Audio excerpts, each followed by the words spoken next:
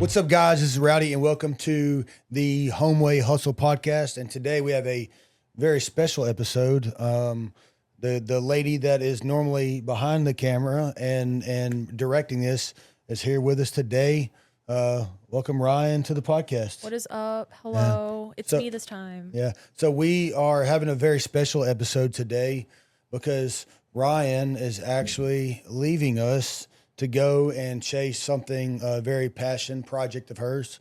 And we couldn't be more proud and more to support her. So we're going to kind of honor her by today, going to do a podcast with her, and they're going to go over her story and the things that, that's led her up to what she's going to do now and kind of what her dreams are and what her hustle is. So I'm glad to have you. Thanks. I'm glad to be here. And in front of the camera this time instead of usually in the dark corner back there. Yeah. So this will be fun. Yeah. So today, so just a kind of a backstory. Ryan learned a couple weeks ago about this opportunity that she had.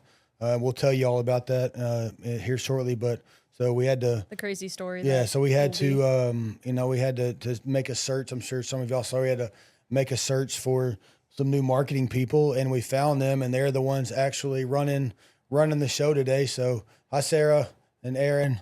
Let's go to their face. So they're here today, running the show. So they're gonna be behind the scenes and running the show today. So we'll get started. So I'm a little guinea pig. I love it. Yeah. So how do you, like, with everything that you do in your life, as far as for fun and money, and you've been able to monetize like almost all of your hobbies. Like right now, when somebody comes to you and says, "So Ryan, what do you do?" Like, how do you even introduce yourself and tell somebody what you do? The way I've always introduced myself in the past, like no matter where I'm at, especially if I don't know, like when I worked at my marketing agency and stuff, my credentials, they'd be like, "Who are you?" and stuff. I would be like, "Hi, I'm Ryan, and I am probably one of the weirdest people you'll ever meet." Yeah. And I always, like I did with them over this week, over the course, I just let like a little bit out at a time of like all the different things that I do. Yeah. So if you're curious, dear viewer, I am a cosplayer, costumer.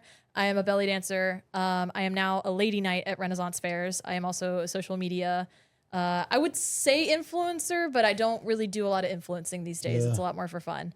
And obviously I work in marketing because I've been working here at Homeway for the last 2 years, technically 5 years, but directly for the company, just solely the company, about 2 years. Yeah. Man, that's pretty wild. Like you said, you do, A, B, C, D, and E, but and you're super passionate about all of them. And I feel like you give, somehow of your, you give them all 100%. Yeah. And it's pretty cool to see, and a lot of them are so, some of them are cool, but when people ask me well, who is Ryan? I'm like, I don't know. Ryan, it's like she's a marketing, cosplay, belly dancer, video game streamer. Oh, and she's also a horse girl. I do video game streams and stuff too. And she's also a horse girl. And but everything goes together except for the horse girl thing. That's the thing that throws everybody off. This nerdy Star Wars girl, and then she also is a badass. Is a horse girl. I'm also a country farm girl. I grew up on a farm for 17 years, and I drive a big truck now. Yeah. I mean, I drove a big truck before, but I drive a bigger truck now and hauling and working out on the farm and stuff. Yeah. I remember when you were at Nari, I remember I was up there one day and I saw you pull in your pickup truck, and I was like, never would I ever think that you would drive a truck. Right. So I got to know you, and that's when you told me I have horses and I pull my horse trailer and we do all that kind of stuff. So many people see me pull up in a truck, and it's always really funny going to gigs too, because you pull up in a giant truck, and that's never what you expect a creative performer type person to be driving. Exactly. And they're always where's your Prius, Ryan? Yeah. They're like, where's your Prius? Where's my Volkswagen Jetta that I had before? All of that. No, I need a truck. I have to haul my horse places and do the things. So. What do you think was I guess I probably know the answer. Horses is probably what you've always done. You've always done that. But when did you decide when did you get into the cosplaying and the belly dancing and all that stuff? So I horses absolutely was the first start. I started riding when I was 5 years old. We moved to Tennessee, and I always loved horses. So my mom was like, well, you got to play a sport because that's how my family is. And I was like, horseback riding. And she's like, cool. One of the most expensive sports in the world. Yeah, sure. That's fine. So started with horses. I got into costuming. I'd always been into costuming. Let's expand on the horse thing before, like a little bit. Did you compete? Like what did you do? I've competed pretty much since I was 5. I started competing at 6 years old. I've done pretty much everything. I've done rodeo, barrel racing. I got started in hunter jumper, doing English, and that's what I've done the majority of my life. So I competed doing hunter jumper stuff. I've traveled around the country to compete in shows. I didn't. And that's the tall boots and the helmet and the English. The helmet, the English, preppy, prissy. I'll be the first person to tell you, like, that's not my favorite aspect. I much heavier preferred. Honestly, the etiquette, but also just like the laid back, fun aspect of Western riding. So like I barrel raced. I always dabbled in barrel racing, and then obviously my horse now is a ranch bred cowbred pony, little pony. She's not a pony; she's 15 hands, but I call her my pony. And so I much preferred barrel racing, and she's been the only horse that 1 is bred for it, and 2 was any good at it. So I was dabbled in it a bit in college. And then like I've done rodeo for fun, like on and off. So, but I've also done dressage. I've done like trail riding, competitive. I've done competitive trail before. I've done a little bit of Western pleasure. I've never done, the only thing I've never done is like gaited horses, like walking horses, saddle seat. That's probably one of the only ones I haven't done. And obviously like never raced either because that's a whole different industry. But talking about like you ever been to a horse drag race? Yeah. Yeah. My friend's dad had a place and he hosted those drag races. I've always wanted to do one of them. I'm not gonna lie, but I don't have horses that are built for speed. Yeah. And it was crazy. Like, obviously we're own a construction company, and a lot of our, Latino guys that work here and have worked with us in the past, like they knew about this place. And so like when I didn't know that was a thing. And so they're explaining to me here. this. It's only in the like Latino community that I know of here, because my vet does a lot of their horses and stuff. So that's the only way I even know about it, and that it's in Memphis. But it's somewhere like up near Millington. It's in Fraser. Yeah. It was like Fraser Millington area. Yeah. Ben Gregory is my friend's dad that used to host it. But the reason I got it and I knew about it, because I had a painter he was a phenomenal painter, but I knew every Monday, like I wouldn't even either I would not, and he was a subcontractor, so it was up to my my discretion. We're like an employee, but I knew that like Monday until noon I just didn't schedule him for a job, like, because he spent every Sunday getting boozed up and gambling at the horse drag race, and so Monday I didn't count on him to come to work until noon, because he was still recovering. So that's where I learned parties. About that. I know that much. Oh, I went to one time. It's wild. Yeah. Yeah, man. It's so crazy. Much money. There's so much money changing hands and gambling. It's like used to, back in high school, you should go to the drag strip, the cars on test and tune night, which is where just everybody comes unsanctioned, and like you talk about some crazy money, scary yelling and fighting going on over. Yeah. I didn't ever want to be part Always of that. like the horse girl dream of mine is to like race my horse, but none of my horses are built for it. Sasha was good at barrel racing, but because barrel racing's like literally 15 seconds of speed and then they're done. And that was what she'd do. She'd do one barrel pattern, and I'd have to just put whatever, like however good or bad I did, if I wanted to do a side pot, I would just roll it over, because she was like, I'm done. She was like, I did my 15 minutes, my 15 seconds of bursted speed. I'm done. Yeah. So that's cool. We never really talked much about like the expanse of it. So when did all your hobbies kind of start coming together? It's kind of crazy how they did all come together. So getting into cosplay, I was always a fanatic about costumes. I loved costumes. Halloween was my favorite holiday, and it still is. As a kid, I would spend like months preparing what my Halloween costume was going to be, just for trick-or-treating when I was a kid. And my grandmother on my dad's side and my mom both sew a lot. My grandmother makes all like whole outfits and stuff from scratch. So when I would go to her house, did you ever make you like lay on the paper and like trace you out on paper to like? She would. I've always seen that like old movies. She would buy patterns and stuff, and then we'd screw them up somehow. So ultimately, yes, that's what ended up happening. I'd have to lay down, and she'd be like, "Okay, fine, I'm making you socks or something." Like after we screwed it up.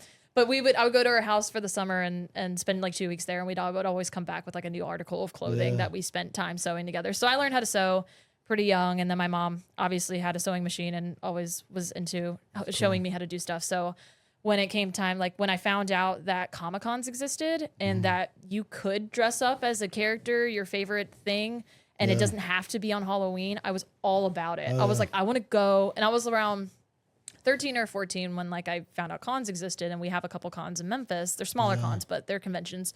So I like was chomping at the bit to go. So like I went, my very first convention was January, I think, of 2012.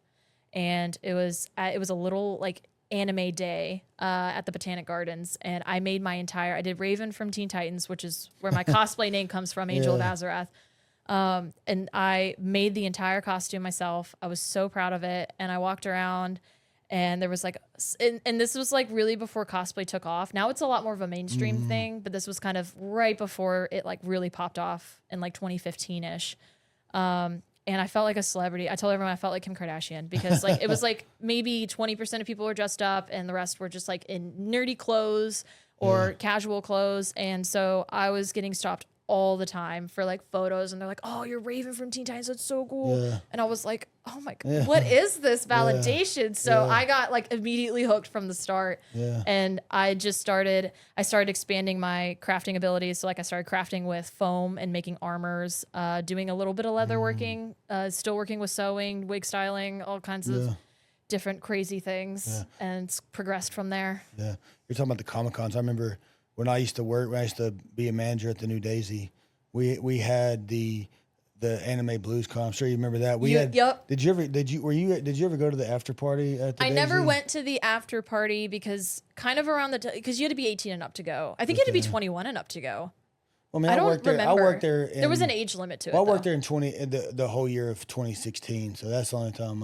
Yeah. Were you 21 by then? No, I was 8. I turned 18 by then. So I don't remember if it was 18 and up or 21 and up, but ultimately like I could have gone. Well, yeah, it was 18 and up because they had the cosplay off, which is basically a strip show in cosplay. And then like the after party was right after that, and you had to go all the way to the New Daisy. And I remember I went to the cosplay off, and it was entertaining to say the least. And then everyone went to the after party, and I ended up going home because I lived out in Bartlett. And then that's the night that I got pulled over by cops, and I was in my Raven cosplay. Oh wow.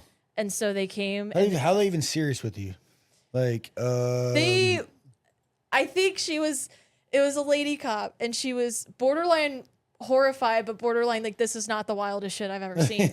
But she made me step out of the car and was convinced that I was drinking or on some sort of drugs. And I had to and I didn't drink at all because I was the DD. So, and I had like 2 friends in the car. They were also dressed up. One was I saw was Raven, one was Starfire, and then one was something from an anime, and I can't remember which one. So she made me get out of the car. She made my friend get out of the car. She let the girl sit in the back seat. She was kind of semi-normally dressed. Yeah. And so she like checked over. She didn't like search my car, but she like glanced through it and stuff. And her partner showed up. And then another cop car showed up. And I was like, we're in the back roads of Bartlett right now. We're on like New Brunswick right now. And I was like, this is so embarrassing. And then she let me get back in the car, and then she came. Or no, she didn't let me get back in the car. They were thinking they were going to find some psychedelics. She probably. And honestly, like I don't kind of blame her for it, because that is a thing in the con scene that you know, people drink and party, and I just wasn't old enough, and I was a good kid, you know, so I didn't do that. But she ran my stuff, brought it back, and she was just like, "I will let you go with a warning if." I was like, "Were you speeding? Were you just speeding or something like that?"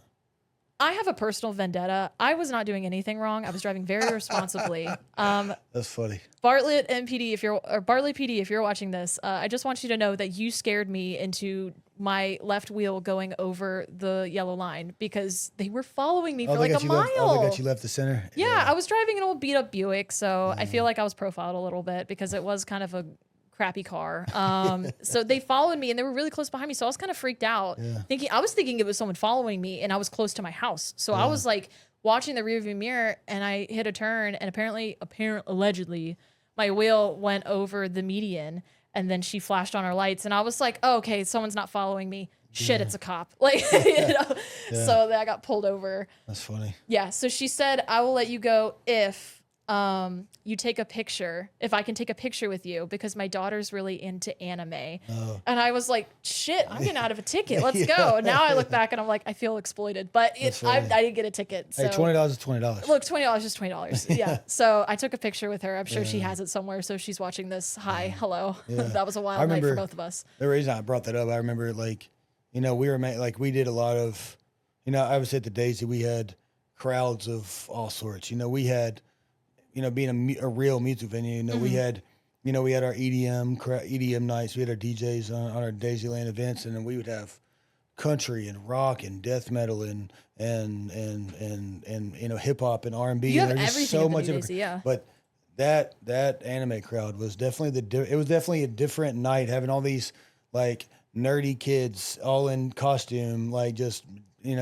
I've seen the videos. Was crazy. To it was know just such that they a weird were litty. Because like me, I'm not, and I'm not knocking it, but I'm very much so not into any of that stuff. So it was very strange. I was like outside of my comfort zone, like all these kids in these crazy outfits. It was just me being the manager. It was definitely a experience. Anime people, cosplay people in general, they party different. Yeah. That was one thing I will say. We never had any problems. Everybody was cool, but it was just strange. It was like the nights where we would have like the hardcore death metal groups, like the indie death metal groups, and like these people would come and like real deal hardcore goths. And I'm like, where do these people come from? And Danny and my boss at the time was like, small towns in Arkansas is like where like a lot of these hardcore death metal fans come from. And it was just, it was always so. You'd be surprised how many anime kids are also like from super small towns. Yeah, I'm sure. Yeah, absolutely. Yeah.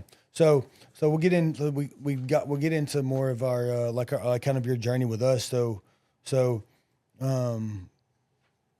like let's talk about like Inari, like our journey. That's kind of where our journey started together, was when you were at you're at Inari, which was Homeway's external marketing firm that we used to use. And kind of what was your role there, and then kind of how me and you met.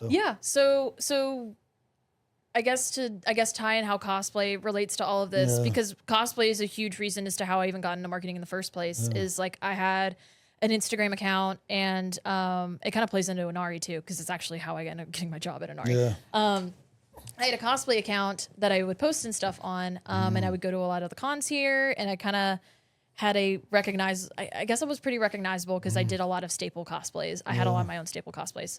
So I had a social media account, and I gained a really good amount of traction. What is a staple cosplay for us non-cosplay people? Well, it's a staple for me. Like, so Raven from Teen Titans was like my staple cosplay. Like when I would go to a convention here, and it got to the point where I could go to a convention nearby, and they're like, "You're Angel of Azarath," and I would be like.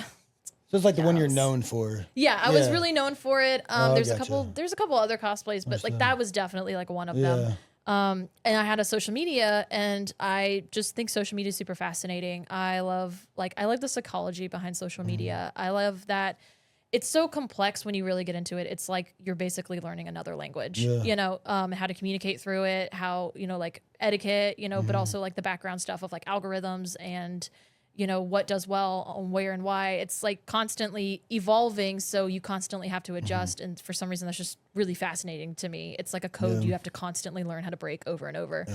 So I got a knack for social media and had a lot of fun on it, and I was able to grow a following quite a bit. And then COVID happened, and I was like, I was going to big cons. I was getting guesting opportunities at conventions and stuff from social media.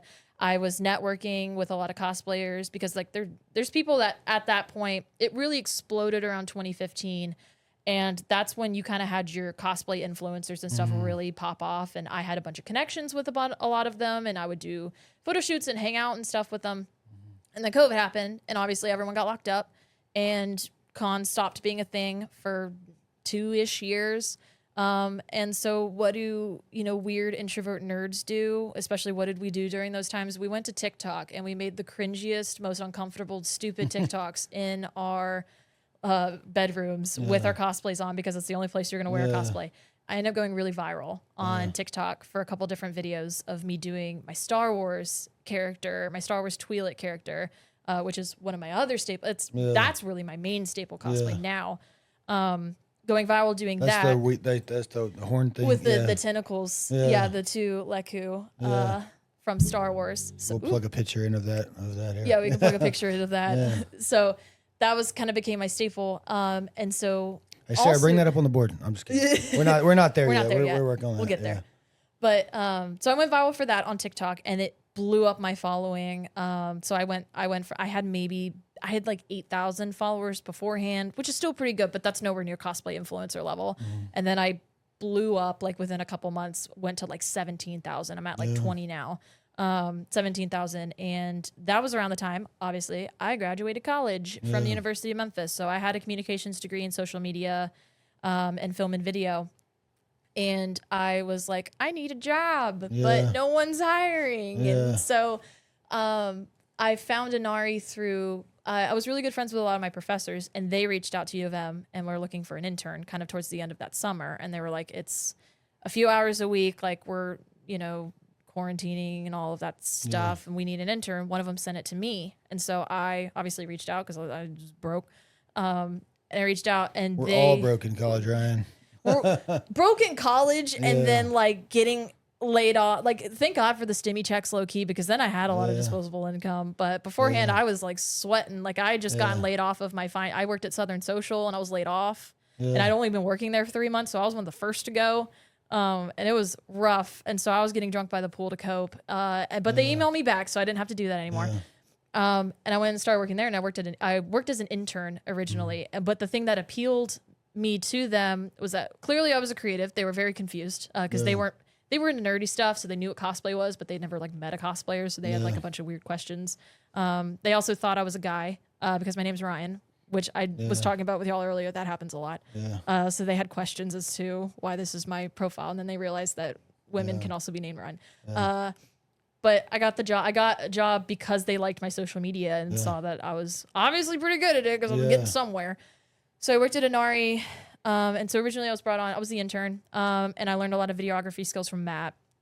And he taught me a lot of, that's how I got really good with I learned nothing in college. I'm going to be honest with you guys. A lot of it was self-taught, and I knew most of it prior to college, like in high school, and then basically coasted through college.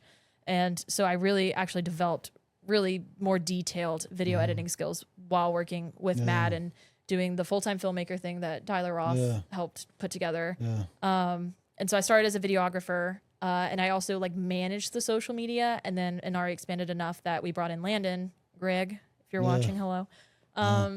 We brought in Landon, he took over videography. I met a guy at the gym that day. He actually works at DU, and he knows.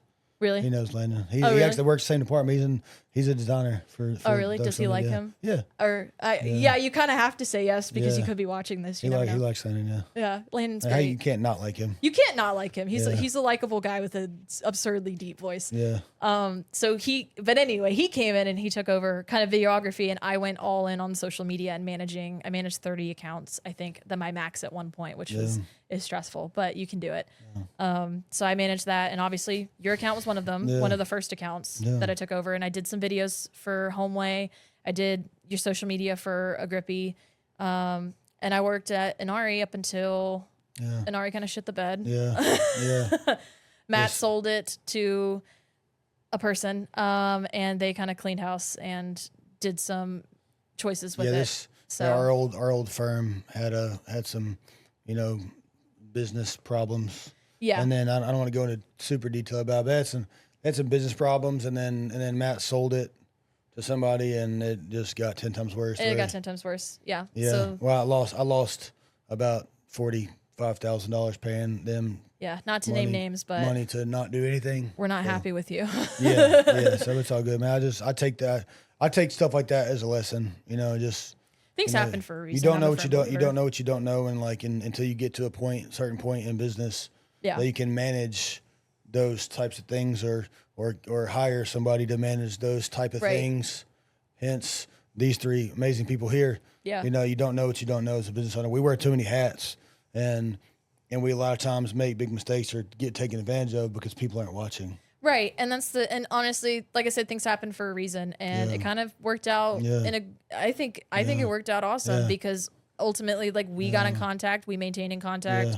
after that, and you offered me a full-time position, which was like a huge saving grace for me. Yeah. So we did, what we did with Ryan, we went to, she was working after I left Inari, she went and worked for another little small firm for a little while. And then I hired her on, just for a couple $100 a month to just kind of help us, manage our page and post for us, make some stuff for us, and then just make sure all of our messages and stuff like that got answered. And then after a while, me and Tiger were like, man, I think we should just bring her on. Were you on full time before Tiger? I can't remember. Okay, no, so Tiger was here. I was doing contract stuff. Yeah, so Tiger came on, and then after a couple months, we went to full. We brought her in and just asked her, hey, you want to join the team full time, doing social media stuff, and then that's kind of how it. And you've outlasted. Have had a couple people beside you, above you, and have outlasted all those people. I do good stuff. Yeah, but she's been great for us. So yeah, so when you came on full time with us, what was, how did that, you'd been at a firm before, working at a lot of people. So is that going from working to a firm and having a big portfolio to manage? Now you're going to one person. Was that more challenging or better for you? What did you like better? It was ultimately a night and day difference, in a satisfaction scale. I way prefer handling one profile over up to 30 because, everyone does a million different things. So you have to know everyone's tone of voice and stuff. And you can only do so much when you're at a marketing agency and or you hire a marketing agency to do social media in particular. They can really only do so much for you. And so sorry if you're watching this and you have a marketing agency doing your social media for you. They can really only grow you so far on their end unless they're actively following you around, getting content, or you're sending them pictures to post online, which at that point you're kind of doing your own social media. You're doing the hardest part of the social media, so if you're really bad about making captions, they're helpful. But ultimately, it might just be easier for you to just click post, write a caption and click post, so that was hard. So it's hard. It was hard in that sense that coming over here, it's I only have one profile to work on. I know this profile really well. I've been working with you guys since 2020. I know how you are. I know how Tiger, I found out very quickly how Tiger is and how y'all gel and and everyone at the company and how everyone works. And I ended up really liking it. And I loved it because y'all are very laid back here and everyone's you guys like the memes and stuff when we do memes, funny TikTok videos, you guys are all for it. And you have some clients that are just no funnies, all serious, and that's not fun. And that doesn't really resonate in today's society. People get on social media to be entertained. So when you do entertaining stuff, it always ends well. People want to do business with people they like. Yeah. It's not who you know, it's who you like. 100%. 100%. So it was a lot easier going here overall. For that reason, I could really focus on finding, really emphasizing and making the content myself versus kind of having to rely on you for pictures or rely on, you for updates and stuff. I know that was frustrating for you. Yeah, because you own a business. Back in the day when she was running our profile, her and Chris and Matt and other guys that worked at the agency, they would be very frustrated with me because I was running this business by myself doing, between, I think the time I was with y'all, I was doing between $5 and $7 million around there. And I was pretty much running this place by myself. So having to, come meet with y'all to give y'all and to send y'all pictures and meet with y'all for content and stuff like that was it was a hard thing for me to do to take time because I was so busy running the business. But we as business owners and anybody that's listening, those are things that are important. Especially now, because social media and there's marketing has changed so much. Even in the past, say 5 years, it's 100%. Changed, and in the past 10 years, it's really changed because 10, 15 years ago, a person would only see a couple ads a day. Whatever they saw on TV or whatever they saw whatever they heard on the radio. But now, if you I've been in the market, I started doing a cold plunge. I don't do it every morning, but every morning that I can, I started doing a cold plunge, and I've been searching for cold plunges, and if you search for a cold plunge, I've found out that there are 30 different cold plunge companies because that's all my Facebook. That's all your feed is now, and Instagram now is all the people looking for cold plunge stuff. Yep. And, I mean, all the cold plunge companies, and these cold plunges, they go from $100 to $9,000 depending on what. And I didn't even know like these things existed. I thought there was maybe 10 of them. They're 30. You're gonna buy one, and then you're gonna start getting ads for the accessories to go with it. Exactly. You know, and it's. I mean, just a couple months ago, I was looking up. You know, I have a wife, and I was looking at women's clothes for like, I want to give my wife some clothes, like something I like or whatever, like some. And then for like 2 or 3 weeks, my entire feed was nothing but women's clothes and swimsuits and all this other stuff, and I'm like, the whole follow and tracking you and things is crazy. It's crazy. And that's the thing about social media that I think is so fascinating, and it's kind of scary, like if you're finding a lot of this out for the first time, of like just how detailed and just how much it knows about you, whether you like it or not, it's already a thing, and it's scary, and it's like, it's very daunting to a lot of people, but it evolves. You're absolutely right. It has evolved and become so important, like in the last 10 years, but the last 5 years has been a very drastic difference, especially with the introduction of AI becoming a big common thing, and stuff. So it's like, it was, going back to Inari and stuff, it was a lot easier, being able to be here and I can help you make content versus, the hard part about agencies and stuff is that, we can only do so much from being over there, and we can plan ride-alongs and stuff and shoot content, come out and meet you and shoot content. But like when you have 30 clients, then it's like really next to impossible. And also there's, and also when you're a marketing agency, like y'all are a business and you're selling a contract. So, all right. Yeah, I know you want to make that, but you've already maxed out your content for the month. So we can do it next month. Yeah. That was a thing a lot. Yeah. So, and ultimately, so after Inari, I worked for a freelance contract job where I did remote social media and stuff, and they had a lot of doctors and stuff as their clients and stuff, and I just hated it because, and there's the thing, like there's, Inari wasn't like perfect, like in maximizing results and stuff, but realistically, like there's a lot of scam agencies out there, a lot of, and Inari did the best with what we could, and so, but it's hard to, you're not going to make someone go viral, over with third party generated content. So basically like content that we have to produce in house, because it's not actually like you. So unless you sent like a video or pictures or something, then we could like really work with that better. But, it's ultimately like, graphics and sharing news articles, cause at the time that was okay to do. Now it's, God forbid, Facebook sees you share a news article, unless it's about politics and they love it. But, so it was, Inari did pretty good with what we had and like what we could offer at the time. And we were able to help quite a bit of people. And then I worked for a contracting agency afterwards. And that's when I tell you, they're so easy to scam people. And there's so many marketing agencies out there that do it.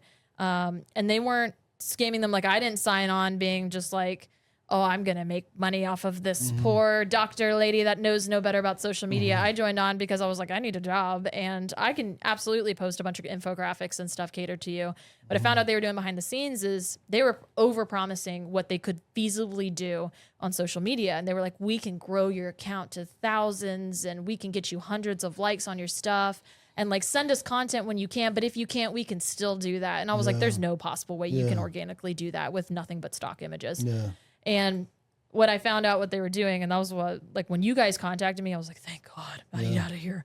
Because when they were buying their clients likes and followers, and we talked about this earlier today, but I found out they were buying their followers, their clients likes and followers. How much that cost? They were doing it pretty cheap. Well, I don't know if they were doing it pretty cheap because they were also, we're getting into the tea. I won't name names, but if you're watching this, you know who you are. They were charging, I mean, these were high profile clients. These were doctors. A lot of them were doctors. Doctors in different types of medicine and stuff. They were charging them like $8,000 a month just to manage their Instagram. And they were paying it. $8,000, you better get me to 100,000 followers and but guess how much 5,000 likes on everything. I was the brand strategist, and guess how much I was making out of that $8,000? I made $600. Yeah. And I was doing all of the content. I was was making the post. I was meeting with the client once every 2 weeks or once every week. I was making the post. I was writing the captions. I was creating the content. I would create some of the content. They had a graphic designer that would make some of it, and she got paid more than me. And she was only getting paid like $1,200 a month and she was doing graphic design for like over 20 clients at the same time. She was overworked as hell, and she deserved more money. But where do you think the rest of that money went? Into their pocket. There were 2 owners. They split it between themselves, and so imagine a profile where you have like 20 clients, and that's what you're doing. And then on top of that, when clients like, this poor lady would like reach out to me and be like, I don't understand why we're not growing. I don't understand. Like, I feel like, she promised that we would have more likes and more followers at this point. I'd be like, yeah, I'll do some digging for you, because a lot of these brand strategists that worked here were also like, they were stay-at-home moms and stuff too. They had a social media understanding, but they didn't have like a degree. They weren't super well in depth with analytics and stuff. Some of them were, and I think some of them turned a blind eye because a job's a job. But a lot of them, I don't feel like had the depth. $20. Huh? Yeah, $20 is $20, and I get it. Like, girl, I was desperate at the time too. So I started doing a deep dive in this lady's stuff, and I was like, hold on. Why is her highest demographic audience in India and Pakistan? Why is her age demographic like under 18 or like 18 to 24, all like 67% male? She's a women's health doctor. Why? And then why is this like her? Like the Chicago, which is where I think this lady was based out of. Chicago was number 3 on the like locations regions list. It was India, and then it was Pakistan or Turkey, or it was one of the 2. And Chicago was 3rd. Chicago should have been number 1 because that's where her practice was. Yeah. It was, and so I was like, that's an easy telltale way to be like, they bought her likes and they bought her followers and stuff. And they're like doing like the farms. Is that where you see like a lot of phones and everybody's like, that's exactly what it was. They went to some website, some bot farm, and they probably took a chunk of that $8,000, which it's not, depends on where you go. It can cost anywhere between $1,000 for 1,000 followers. Or I remember at one point, I was making my own startup account, and I didn't know any better at the time. I was in college. I was making an account for like my horse, and I bought 1,000 followers just to get it underway because it worked back then. Like you could get away with it a lot. Now it's a lot harder to get away with that stuff. And yeah, I think I paid $15 for 1,000 followers. That's crazy. Back then, I'm sure it depends on where you go. There's different places. It's technically illegal, so you have to like know who to go to, and they get shut down all the time. But you can do stuff like that, and that's what they were doing. Why would it be illegal? It's illegal. Or is it just frowned upon by the companies? You're basically, it's now legally illegal. I don't know. Yeah. But technically you're messing with Instagram algorithms, and Instagram will crack down on that stuff. So I'm sure it's not illegal. It's against their policies. It's against their policies. So they'll get your account shut down. And so it's kind of a similar, it's hacking the system per se, bot farms. So I don't know. I want to say there is some like legality issues behind it, but I could not really tell you off the top of my head with these lights burning my eyeballs. So, but I'm pretty sure there's like something with it, but definitely Instagram and Meta like are super intense about that. But yeah, they screwed over this. And the bad thing about having fake likes and follows is that it looks good on paper, but organically, when it comes to the algorithm, you have absolutely fucked yourself over, because now when I post on that lady's Instagram, that content has now told the algorithm that her content does well in India. So where is it showing it? Not America, India. And it's showing it to men from 18 to 24 out in India. So even when, so it's one of those things that just looks good on paper, but you absolutely shoot yourself in the foot. And she only had maybe 3,000 followers, and I could estimate about half of them were fake. And at that point, all you can really do is shut down your account and start over, unless you want to stand the test of time of constant. You would have to spend years to rework the algorithm. And running ads and stuff, trying to shift that algorithm back over to the US. So they absolutely screwed over this lady. And I found out that, they were doing it just to make her happy, to be like, look, you've got all these new followers. Like, wow, like, we're so awesome. Yeah. So, I was dealing with that, and I was pissed and ready to be done. And you call me at like the perfect time. That's why I'm like, things happen for a reason. Because we walked in here, y'all were like, we want to bring you on full time. And I was like, let's freaking do it. I walked into the parking lot, the Homeway construction parking lot, and I texted both of those ladies and I was like, I'm quitting. I'm done today. Yeah. And they had a fit about it. And then I clapped back and I was just like, if you would like me not to tell this person that why she has a majority of our following in Pakistan, then you should just let me go. And they were like, thank you. Have a good day.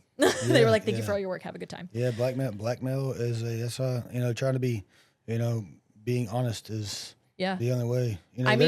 There's no, we have on our, our Facebook is obviously incredible. We have 10,000 followers on there and that's organic, truly organic. Just, I've been inviting people to that page for years. Mm-hmm. That's the best way to do it. But it's one thing I've learned in business is like everything that's done in the dark comes to light eventually. You're not going to get away if you do anything that is anything other than right. It's going to come out eventually. Oh yeah. That social media group I noticed, their last post was like November of that year. And I left. I left. Shut down the agency? I left in November. So it was like December. It was, like, I don't know if they still do stuff, but their social media that they were very proud that they post consistently on went dark like literally a month later. Yeah, so I think a bunch of people left because another girl that had been there for years was leaving. She was fed up. And so we had a bunch of hot goss sessions about it. And I think a bunch of people left. Is that girls hot gossiping? Oh, we were hot gossiping all about because I was the one that pointed out to her and brought up to her. I was just like, hey, I was like, look at these analytics. I was like, do you not notice what this, I was like, this is bot followers. Like they've screwed this lady over. And she goes, yeah, they do that. That's wild. And I was like, okay, like I want to actually help people on social media. Like $20 is $20, but at the same time, like I'm also the person that maintains the relationship with this client. So when this client has someone else come in that's smart enough to see this and goes to her, who's going to get yelled at for it? Whose fault is it going to be? It's going to come down on me, and I'm going to be the one having to mitigate the situation, and I'm not going to mitigate that for you. Like I wasn't the one that did it. Yeah. So what do you feel like working remotely, doing that stuff versus like here having a 9 to 5 per se? What has that taught you about just people and life and work? Like I have a love-hate relationship with 9 to 5s. I like them because it gives me a schedule that I can work around, because otherwise I just get super ADHD and I'm all over the place.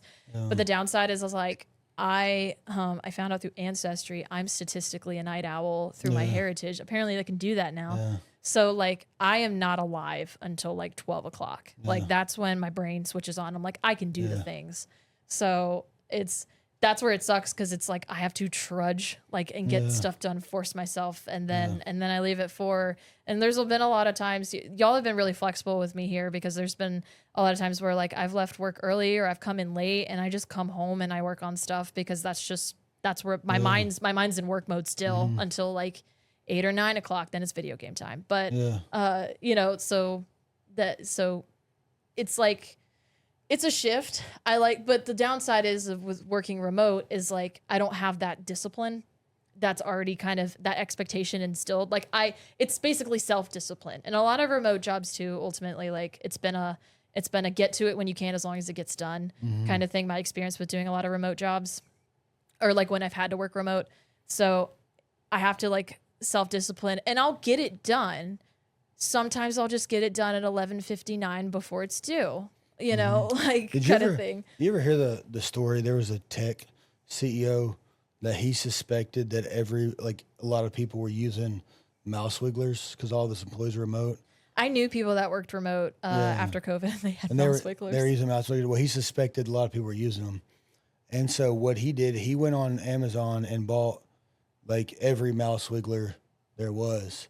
And somehow, he's a tech CEO, so he knew what to do. But he wrote a program that could detect the patterns that it did, and he caught so many people. Oh, I bet he made bank doing that too, because I'm sure there's other corporations that were like, hey, send me that program. Yeah, exactly, possibly. Yeah. But I thought that was crazy. Obviously, me as a contractor, working remote is something that was never been able to be done by me. I'm mostly either in an office or in somebody's house, so they'll sit at home. That is the hard thing to have to explain, like when you are a predominantly social media person, because it's like I really could do this entire job remote. The only things I can't do are obviously run a podcast and then do like filming content, but I can edit content. I can distribute the content. I can schedule, answer messages, all of that, like scheduling things. Like I can essentially do all that remote. And I mean, that's what I've done the last 2 summers when I go off and do my jousting adventures. So one thing I've learned about like people, you have to, you know, you haven't taken advantage of it. A lot of times you give people an inch, they'll take a mile. If you say, 100%. it's like, can I work remote? Can I work from home sometimes? Like, yeah, that's fine, as long as shit's getting done. And then all of a sudden, you know, they're 4 days a week remote. And I'm like, no, you need to come on back. yeah, you know? I'm too much of a people pleaser that like I couldn't take advantage of somebody like unless they deserve it. But you obviously don't deserve it. So So since you've been here, what like campaign or project that we've done are you most proud of? I mean, or like that meant the most to you? I'm not going to lie. Like my favorite things we've done here are definitely the memes, which is not like the very serious, profound answer you probably wanted. But I was hoping it was going to be the podcast, but this is, I am very proud of this because I feel like we put our brains together and we made something insanely cool. Yeah. So I am absolutely very proud of it. Yeah. We've been working on this for 2 years. I like the gift card giveaways that we've done as well. Because I think that those are a really good give back to people, and people really are well receptive to them and stuff. So, and typically so I guess like campaign projects, like those are the two, the things I enjoy the most doing. I do like the podcasts, but I love the meme video things. Sure. I love being funny and goofy and having fun with stuff. So that's like the first thing that comes to mind immediately. Yeah. So you've, you know, so what do you think, like being at Homeway and like having a structured 9 to 5 under one, you know, trying to build one brand? How does that help prepare you for, you know, for life, and what do you have coming up next? Yeah.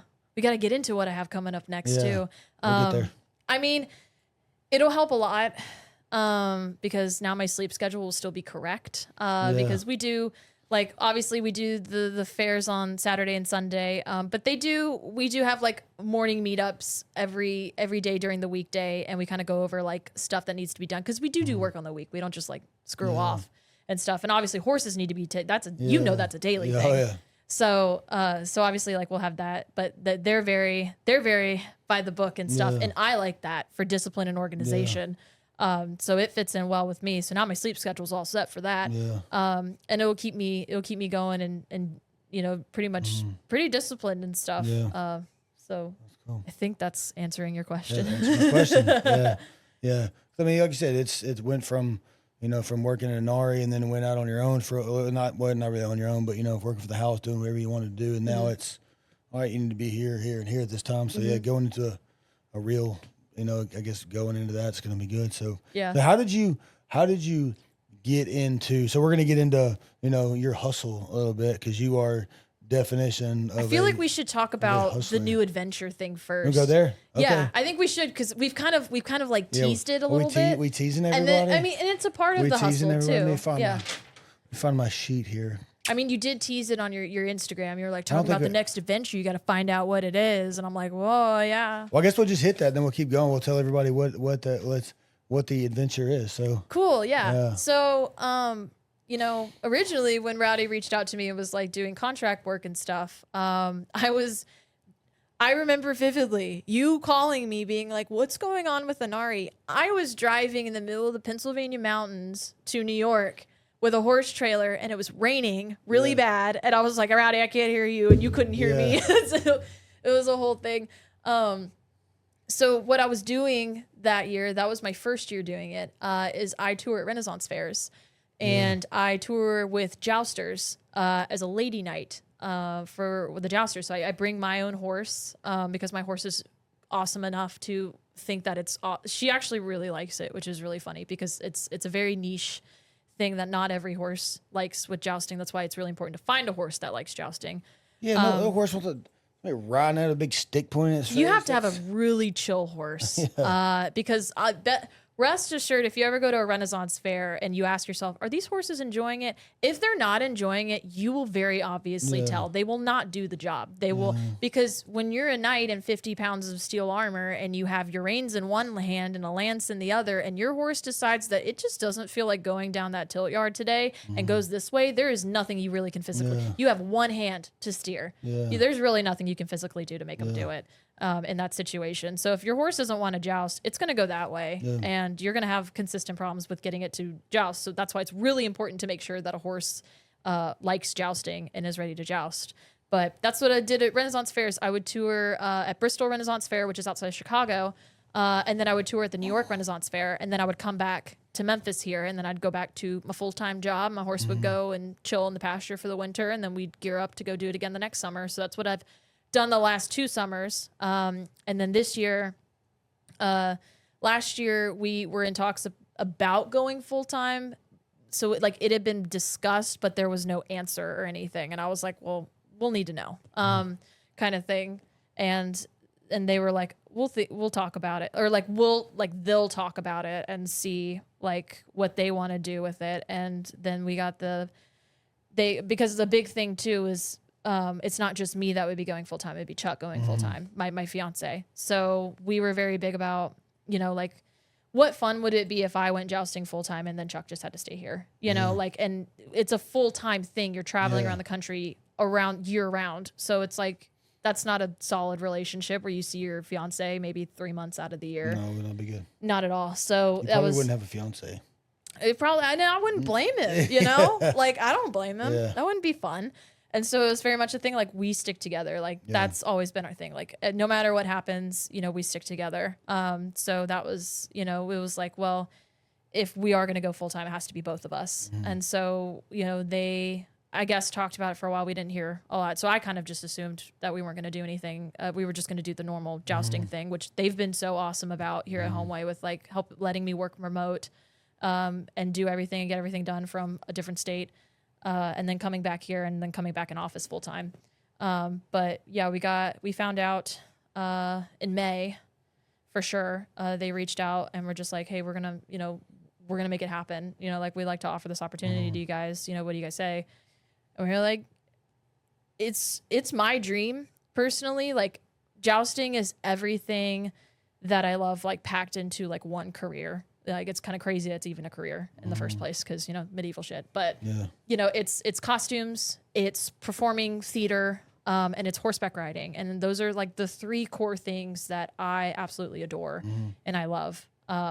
So I stewed on it for a little bit because even though this is my dream, I was like, this is a huge life change. And I have to not only leave Homeway because that, I loved it here and I loved everyone here. And I built such a great relationship with everyone. And it really has been, it feels like I've worked here forever because I technically have for 5 years in total, so Homeway's been a big part of my life for the last 5 years. And so I had to stew on it for a little bit, and just be like, this is my dream. But I have to leave this job that I really enjoy behind. I have to leave, all my friends and leave the city, and I have to move out of a house, and you live completely nomadic. So you live in a trailer. With living quarters, an RV trailer, but it's also doubles as a horse trailer, so the farm people know what I'm talking about. And so it was a big decision. So, but Chuck was on board. He was like, this is your dream. He loved it too. He's a costumer, that's how we met, was through costuming and stuff. So he loved costuming. He loves fantasy, and medieval stuff, and knights is always fascinating to him. He loves horses. He's just never really been around them a whole ton until we got together. So both of us were just like, not a whole lot of we horses can't say in no. LA. Yeah. He's in Stockton. Okay. From Stockton. Okay. Sacramento. Okay, You're correct. There's not a lot of horses out there. Yeah. He's a city boy. Yeah, not in the He's city. absolutely a city boy. You go outside there, there's Northern California is a lot of horses. Then they got a lot of horses up there, yeah. Yeah, but not in the city, which is where he was. Yeah. Definitely not. I saw a lot more cows and I smelled them a lot more than I actually ever saw horses when we went out and visited that area. But so remember during your remember the thirst trap video that the one girl worked there? Oh my God.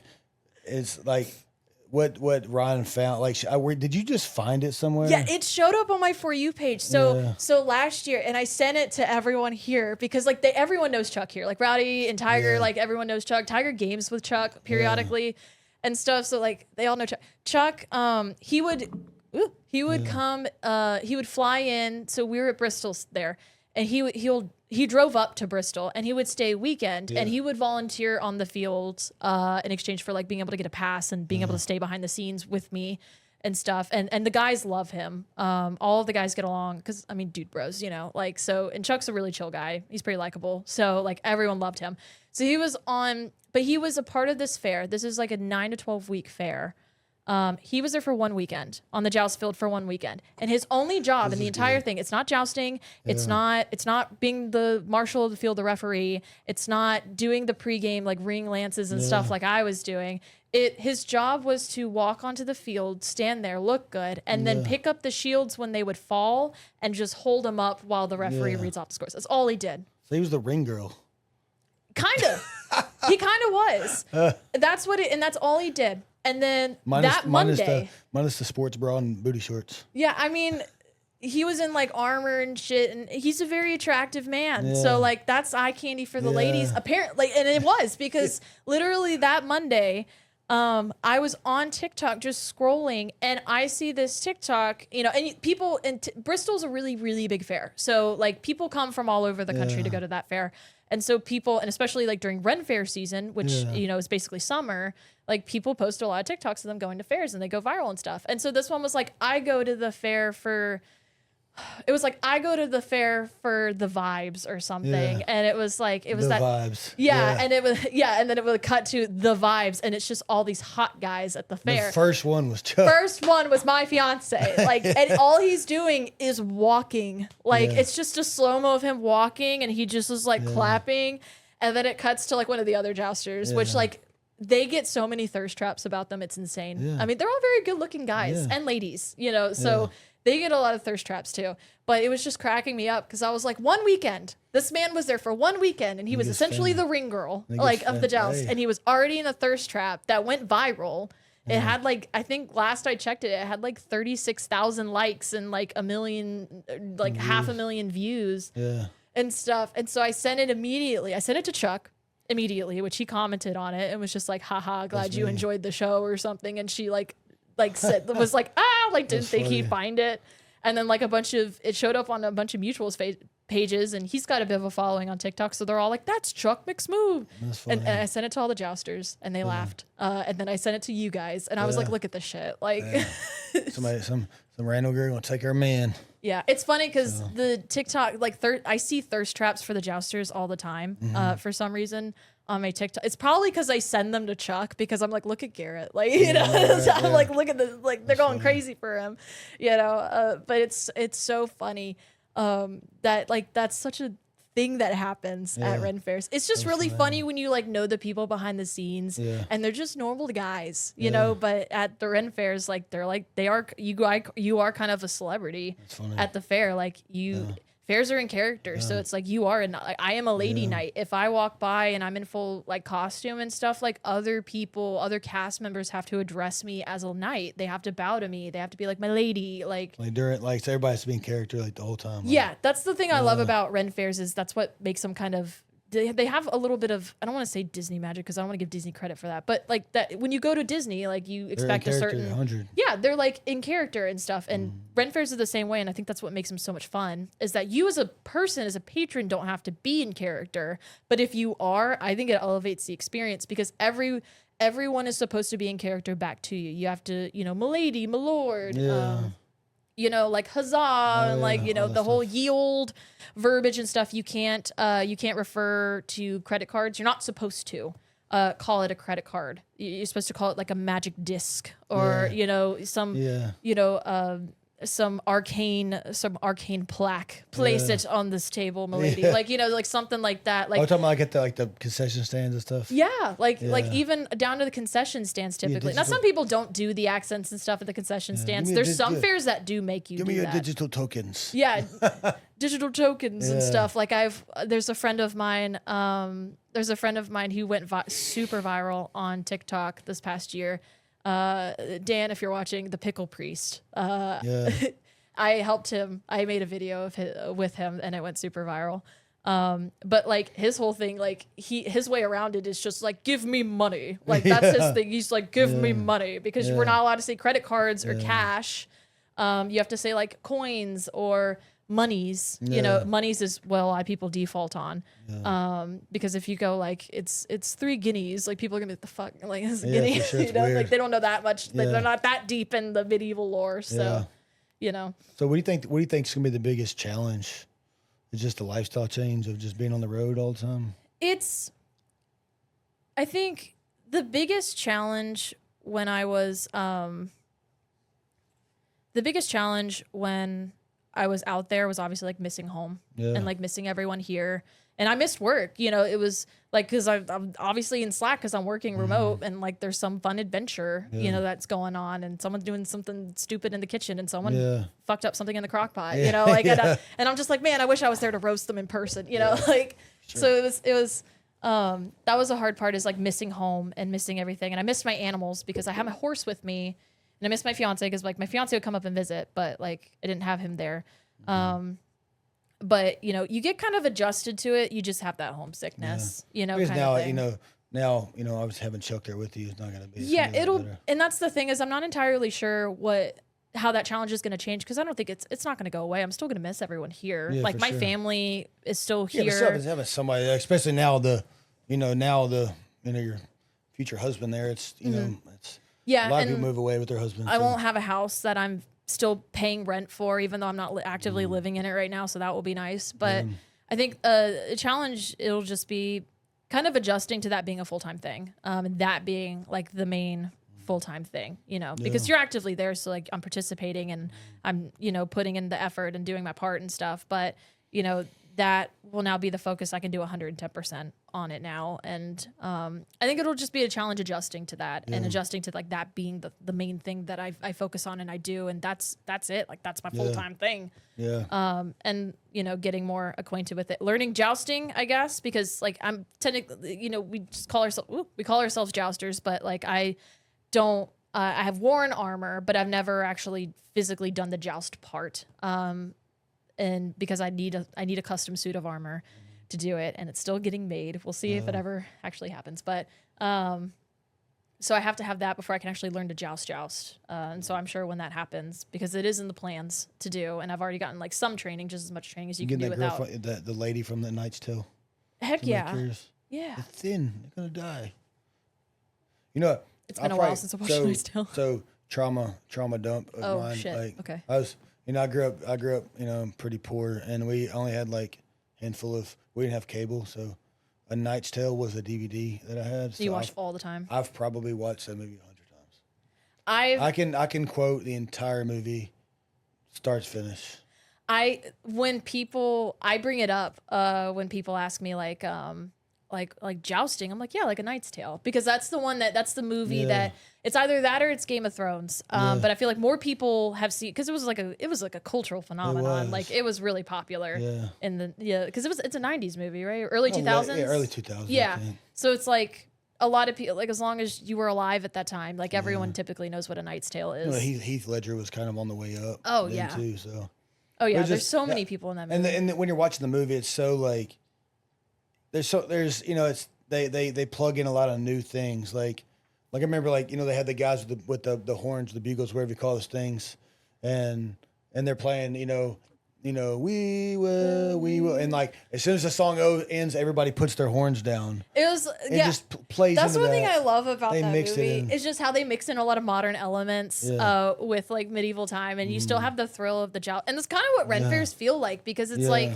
We're in the modern era, like it's 2025, but we bring like that magic of like the medieval era without all the gross parts like the plague and stuff. You know, we integrate them too. So like honestly, to me, a lot of Ren fairs feel like A Knight's Tale, and stuff. So that's a great movie. I love that. I need to watch it more. I've watched it a handful of times. I actually never watched that movie until I was like 21. Really? Yeah. We should watch it. You can kind of learn some stuff.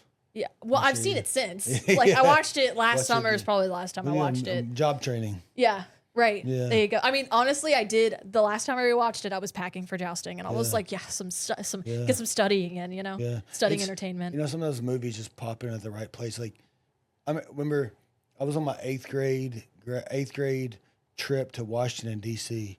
and what movie had just come out? And we were watching it. It was National Treasure.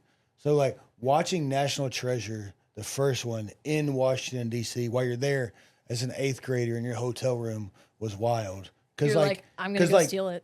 Well, no, it was more like I'm gonna it go was steal more the Declaration of Independence. Well, in my it was class. Well, it was a few things. Like me, I was a very I grew up very poor, so I was a very untraveled person. I'd never been anywhere before. Like the only place I went to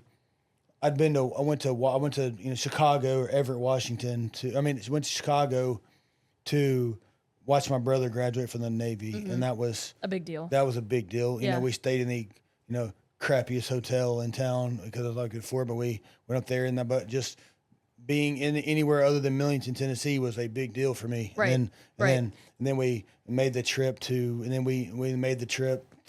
DC on a bus. So we're like the middle of the trip or so. We're watching National Treasure, so it's like, oh my God, we've been there. Like I saw that yesterday, and then oh, we're going there tomorrow. So it's like it was just so surreal, seeing all those real places.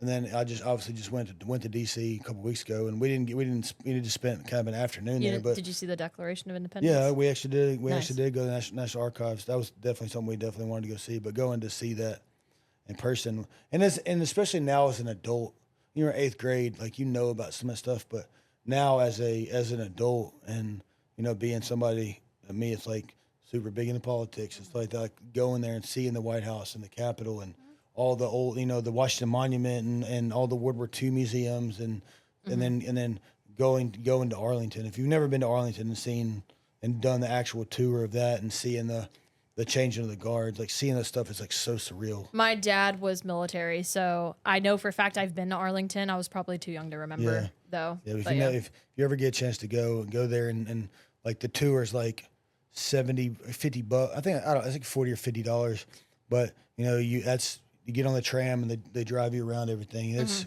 the place is huge, and there's a lot of stuff to do in DC, and there's a lot of hills, so definitely take the thing. But just having the narrator tell you about all these different people, and then getting to the changing of the guard was pretty crazy. I bet that was a really cool experience. So the traveling. So you're about to go to a lot of places. So where all are you going now that you know about? Yeah, the current plan. The current thing is, so we'll start in Bristol this year. So we'll be at Bristol, and then we'll go to New York. And I'm not sure exactly when we'll go to New York because New York starts when Bristol's still going. So the group kind of breaks off, and half of them go to New York and open New York, and then we call it the Skeleton Cruise. And then half of us stay behind and do Bristol. And I've done both before. So the first year I went and opened New York with them. This past year I stayed behind and I finished out Bristol, and then I went out to New York. So I don't know when I'll get to New York this year, what the plans are going to be. But then we'll go to New York, and then we'll go down mid-October to do North Carolina, the Carolina Renaissance Fair, which is a really fun one. So that one's Bristol and Carolina are kind of within equal driving distance from here. So if you're in Memphis, I highly recommend going to either one of those. They're very different from the Tennessee Renaissance Festival. They're a lot bigger. So Tennessee Renaissance Festival is a great festival. But in scale wise and attendance wise compared to those two fairs, it's very different. Those feel more like a theme park, I guess I would say. And then so you do Carolina until the week before Thanksgiving around that time. And then you have December and January off. So I'll probably come back here. Yeah. And do I'm gonna do Christmas. Yeah, probably Christmas, taxes, that stuff. Take a break here. And then Arizona. You go all the way out west to Arizona, which opens in February. And then February, I think it goes to maybe end of March, and then LA. It's gonna be beautiful. Yeah. It's going to be beautiful. Wintering over there, I've heard, is absolutely gorgeous. Arizona is in Phoenix. Where's it at? It's outside of Phoenix. Yeah, so Phoenix. So anywhere in Arizona in the late winter is perfect. Yeah. It does get chilly at night, but during the day it's amazing. Yeah, I've heard it's beautiful weather out there. So wintering over there actually really sounds super ideal. And then we'll go to LA when it starts getting hot. So then LA starts out really cold, and then it gets really hot, and then that ends, I think, mid-May, end of May, and then you go all the way back up to Bristol, and you have about a month layover. So June is kind of the layover month too. So do you think this is something that could turn into like you may keep doing, or is this just kind of you guys can take it committed to 1 year at a time? I think right now we're committed for a year, and it's like I don't know what else to call it other than probation, but it's not like you guys better make sure that you are on your P's and Q's. Yeah. It's more of a like we're at a mutual understanding that because it's a huge lifestyle change, and it's not something for everyone. And they've had, there's a bunch of people just in rent fairs in general that do it for 6 months and hate it and leave. Yeah. And there's some people that they've done it their entire lives, or they jumped in when they were 18 and they are 50 something now, and they're still doing it and they love it. Kind of thing. It's a very different lifestyle than like your traditional American, lifestyle. So we're kind of that understanding of we're definitely doing a year. Like carny without the extracurricular. It's 100% a modern day carny. Like you actually they're called rennies. Yeah. So basically the same thing. But yeah, you're basically, not every rennie is nomadic, but most of the a true. Depends, and then obviously there's politics in the rent fair world of who is a true rennie. Are you just someone that goes to fairs? You have to actually work at fairs, or are you working full time? That's your career. Then you're a true rennie kind of thing. But there's some people that they'll do X amount of months, they'll make their money, and then they'll go and have they'll winter over somewhere back at home or something. And there's some people that it's 100%. Hustle. That's what they do. It's a hustle, 100%. And that's a lot of people do that. And so some people do it for a couple years, and then they go, I've had my fun, but I want to settle down and start a family and, lock down in an area. And then some people commit to it their whole lives. And some people do it for 6 months, and they're like, I hate everything about this, and they leave. Yeah. So I don't think I'll be one of those people, because those are such fun. The 3 month, I've done it for 3 months, 2 years in a row now. And it's some of the highlights of my life, getting to travel, getting paid to ride horses and have fun and be theatrical and perform in front of hundreds of people at a time. And you get to travel. I love traveling. You're going to need a good tax account next year. That's for sure. Oh, I already have one. Yeah. The first year I started doing that stuff, I was like, I don't know how contractor taxes work. Help. Yeah. Well, it's the multiple states. My mother-in-law was nursing during COVID. And she was in New York City and Minnesota and all over the place. She was in California, man. She went to Texas, Louisiana, Florida. She worked in so many states in 1 year, dude. Her taxes were a freaking mess.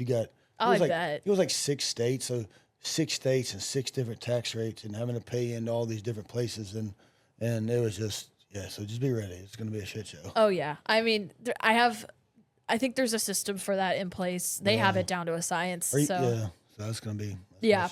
But it'll be fun getting to travel, and I'm excited to go to the new places and stuff too. So like Chicago, I've been there quite a few times. I love Bristol, Wisconsin.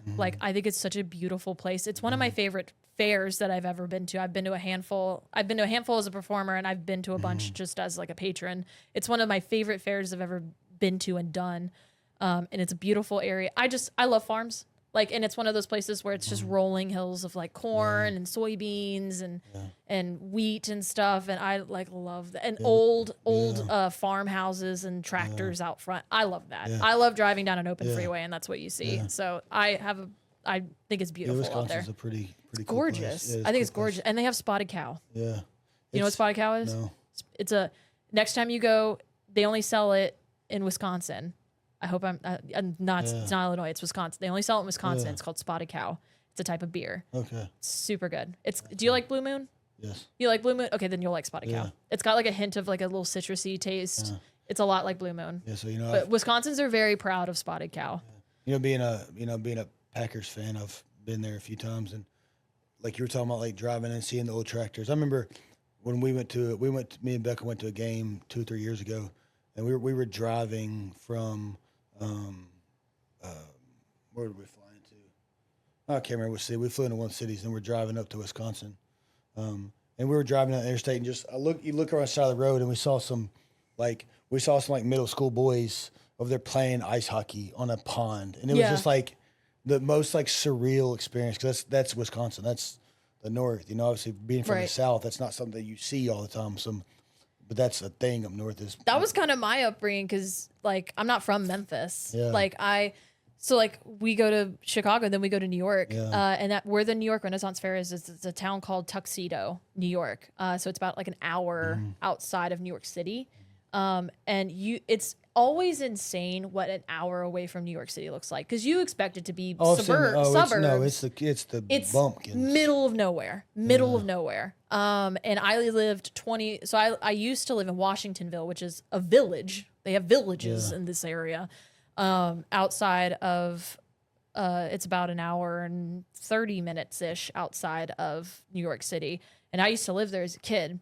So I remember those winters very well. And I'm glad that when it starts getting cold is when that fair ends, because it is not fun living in a trailer when it starts getting cold. Like you have a heater and stuff, but it's not the same. There's not enough insulation keeping you there.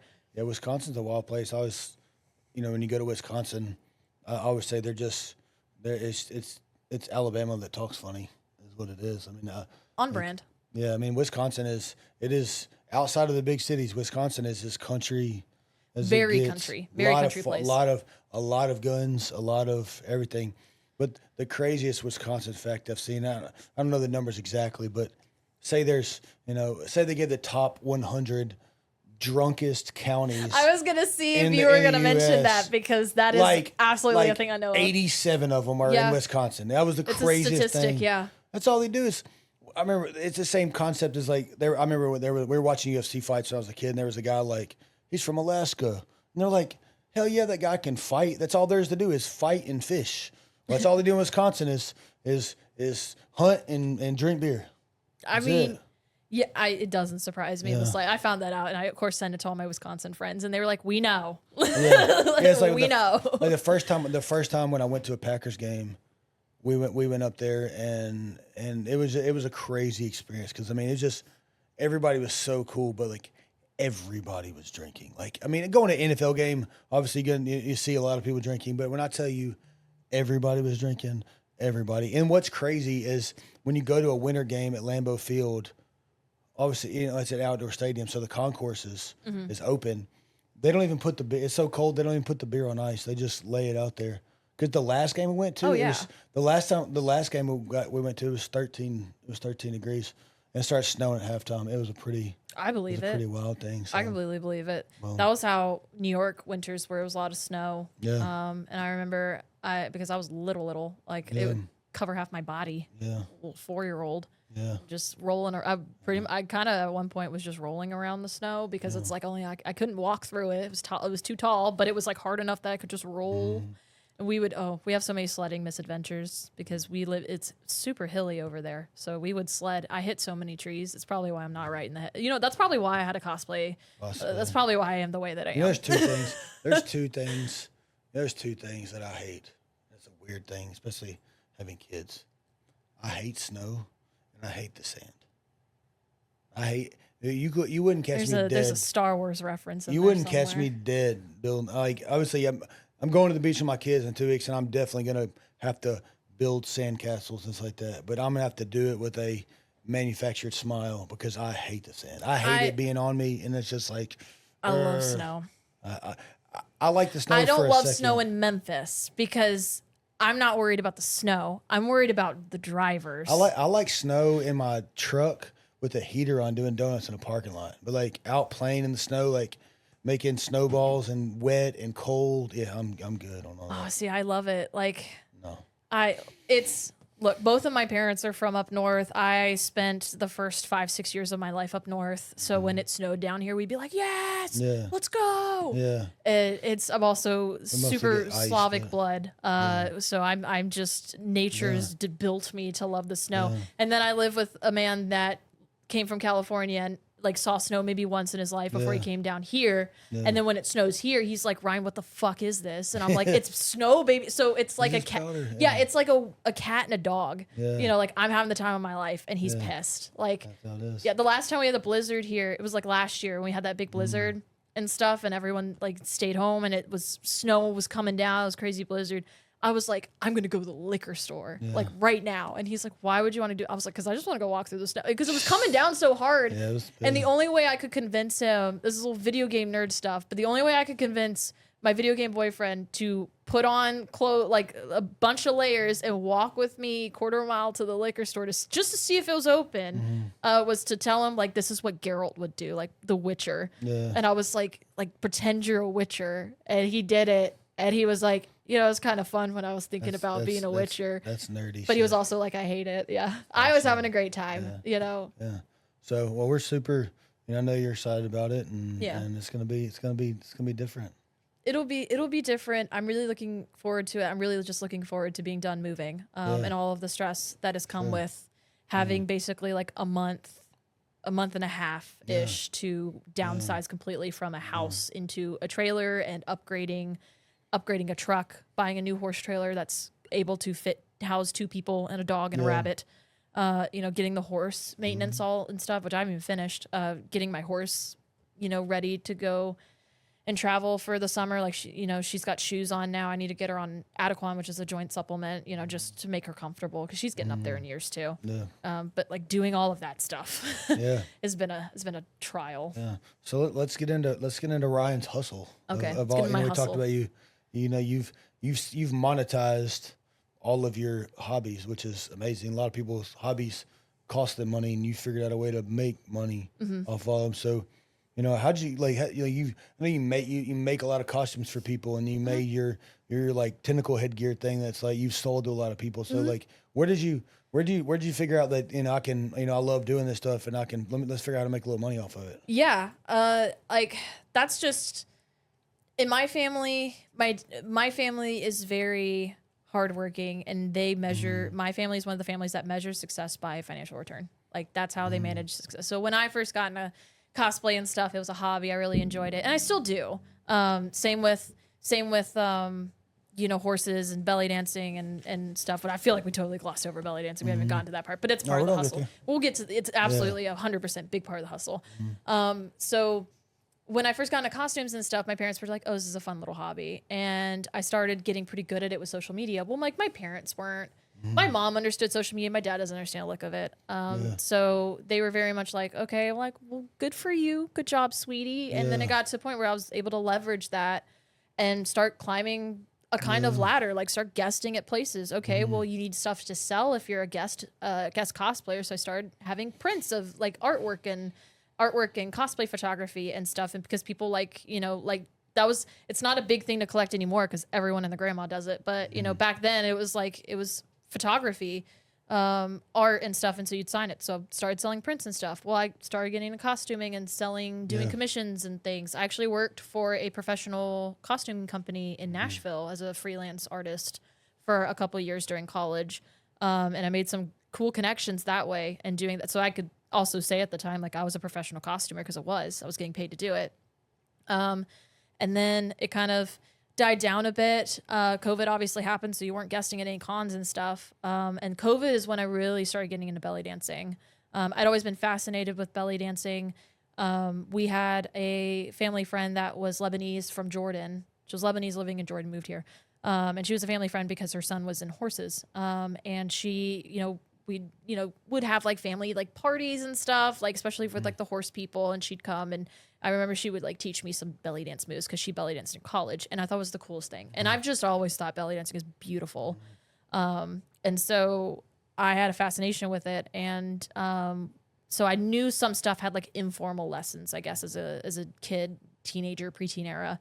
And so when COVID happened, you're stuck inside and you're bored, and I can only paint myself orange and shoot TikToks for so long throughout the day and then get drunk by the pool for the rest of it, so it's like I started deciding that I was like, well, let me, a lot of people picked up hobbies and stuff during COVID and learned new stuff.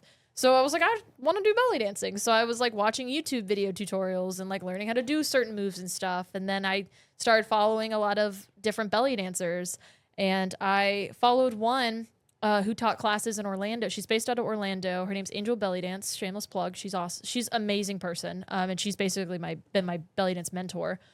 And she started offering online classes during COVID over Zoom. Only had a handful of students, so she could actually watch and critique and teach. And she's a very, very good teacher. especially over Zoom, because teaching dance over Zoom is not easy. And so I started taking classes from her, and I just got super hyper focused and committed to it. And so I still have taken classes with her this past year.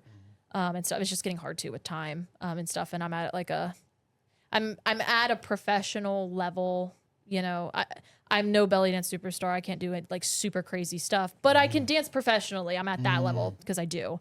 And so I've just kind of teetered off taking classes, been busy and stuff, but started doing that. And then I started really getting into performing with that around 2021, 2022. I think it was around 2022 is when I started like taking that and taking what I've learned. And, I'd done performance stuff kind of previously, like, there's an element of performative element to cosplay. So I wasn't scared of stages and stuff.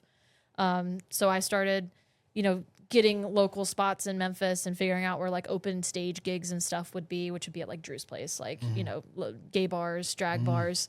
They had a lot of open stages and I would just get on there. So I made connections and, the performance community in Memphis, that sort of creative performance community is pretty small. So a lot of people know each other. Like the burlesque girls know the drag artists know the belly dancers, like everyone knows each other. Then you got circus artists, like flow artists and, all of the different types of different circus performers and things. So everyone knows everyone. So once you kind of do one thing, there's not really a line drawn, you know Audrey? Yeah. Yeah. Queer circus girl, you know her? Yeah. Yeah, I know her. I've known her for a long time. I figured, I don't know why I've never asked her. I can't believe you even know her. Yeah. Yeah. So I mean, she knows everybody in Memphis. I knew her, Yeah, I'm a part of her circus group. Yeah. QCG. I do stuff with them. I was at Pride with them this past weekend until it rained out. But we were all there. I was gonna be in their group number and stuff. I had a solo. She sold Herbalife like a long time ago. And that's how I really knew her. Yeah, she was doing incredible with that. She's an insanely talented performer. She can do everything. No knock on the multi-level marketing stuff, but she figured out how to do it well. And she's a hustler for sure. She's a hustler for sure. She can do. She has her hands in so many different facets, and it's kind of crazy to watch. But yeah, so like she's one of the people that like when I first got started in the performance community, I volunteered with QCG, which is her circus company, and doing they do monthly events here. They do them at Drew's, and it's a complete circus show, variety acts. They have drag, fire, silks, aerial, you name it that is some kind of thing. And, they don't have a lot of belly dancers. I mean, really at this point, I think I'm the only active belly dancer that they have. So I fit in like a glove there. So I've done stuff with them. So that was an easy thing to monetize. There's a girl when I was doing my club stuff, we had some aerialists a couple times. I can't think of this girl's name. She went to Memphis. She's about a little bit younger than me, maybe. I can't think of her name. We'll think of it. I think I know who you're talking about. Not redheaded. No, she's not redheaded, but. No, there's a lot of aerialists, and the thing is too is like there's a lot of people that come and go out of Memphis. So there's a lot of performers that got their start here, but there's a belly dancer that is a great belly dancer, and she got started here, and she was dancing at Oasis all the time. Yeah. And then Oasis is now something else. It's still Oasis, but it's not the same owners. The hookah bar. Yeah. Well, that was like a cereal bar or something like that. Yeah, it used to be a lot different. Yeah. Back in the day, it had different owners and stuff. So I think the only thing that's really the same is the name at this point. Yeah. I have been offered to work with them in the past. I don't want to. Yeah. She lives somewhere in California or New York. She lives in a big city, and it's her full-time job. So we've had a lot of performance artists that have come in and out throughout the years and stuff. So, I mean, even Aubrey doesn't even live here anymore. Yeah. She just comes in. She'll come back and forth between here and Alabama. Yeah. And do gigs up here and then go back there, and then she'll go all over the country for stuff too. Yeah. So remember, before the show started, you wanted to preview the questions. I did. And because I typically don't let people cheat because I want to hear them want to get it organic. But she glanced at it, and unfortunately, I read the wrong question. It was the first question she picked out. So no pressure, you didn't have to do it. You didn't have to do it. But what is the weirdest or most unique request that anybody's ever given you? This may not be PG, but It's not going to be PG. yeah. Request, emphasis on request, because Because she said no. Because I didn't even answer this person. Yeah. Well, actually, there was one person I did answer, but it was okay. So there are some wild requests I've gotten that I probably don't even remember because I've blocked it out of my mind. Wildly inappropriate shit. Like the part of the cosplay world. Let's go rated R, not rated XXX, I guess is. Yeah, I won't go into rated R stuff. And typically, if I get those requests, like I don't have an OnlyFans. That's what I'm saying. We can go rated R, but don't go triple. Don't go X-rated. I'm sure you've gotten some X-rated requests. Yeah, I won't go too much into emphasis. Yeah. With like the way the cosplay scene has absolutely changed, but I will just leave it at there is a cosplayer to OnlyFans pipeline. Yeah. That is, and it's a very complex thing. But it is a thing. And so there are a lot of people that when they think of cosplayers, they think of, you know, sex work essentially. I don't do that. And there's a lot of cosplayers that don't do that. There's a lot that do. You're about to have free time, Ryan? No, I have no interest. I'm sorry. I have no interest in doing that stuff. I already get these X-rated comments as is. So like, what happened? I mean, and so because people just assume all cosplayers do that, I've gotten all kinds of crazy requests of like, you know, all kinds of crazy requests. You can use your imagination. It's probably been in my DMs at some point before. I would say the weirdest that I can talk about is probably the handful of times where I've had people ask me for alien feet pics, specifically alien feet pics, and I'm like. Okay, like you're definitely referencing my Star Wars character, but like my toes would look like normal toes, just orange. Yeah. Why do you want pictures of that? Like feet pics is such a weird request, and I'm not saying I accepted them. I didn't. But you know, $20 is $20. So what I would do is I would message them back. And I'd be like, this is my Cash App. If you want 5 pictures, it's going to be $150. Yeah. And I'm not painting my feet orange. No one's ever explicitly asked me to, but I know what they want. Want. They're weird. And of course, like typically you give them an outrageous price. They're not going to message you back because they want, I think some people just get a thrill of like asking people. But I had one guy one time, I did that and it's a generic, I'm just like, $150 for 5 photos, sure, why not? Because I'd get $150 and my face doesn't have to be in it. No one will know it's me. And he was just like, "Oh, that's out of my price range. I'm really sorry for bothering you." He sent me $20 on Cash App, and he said, "Sorry for wasting your time."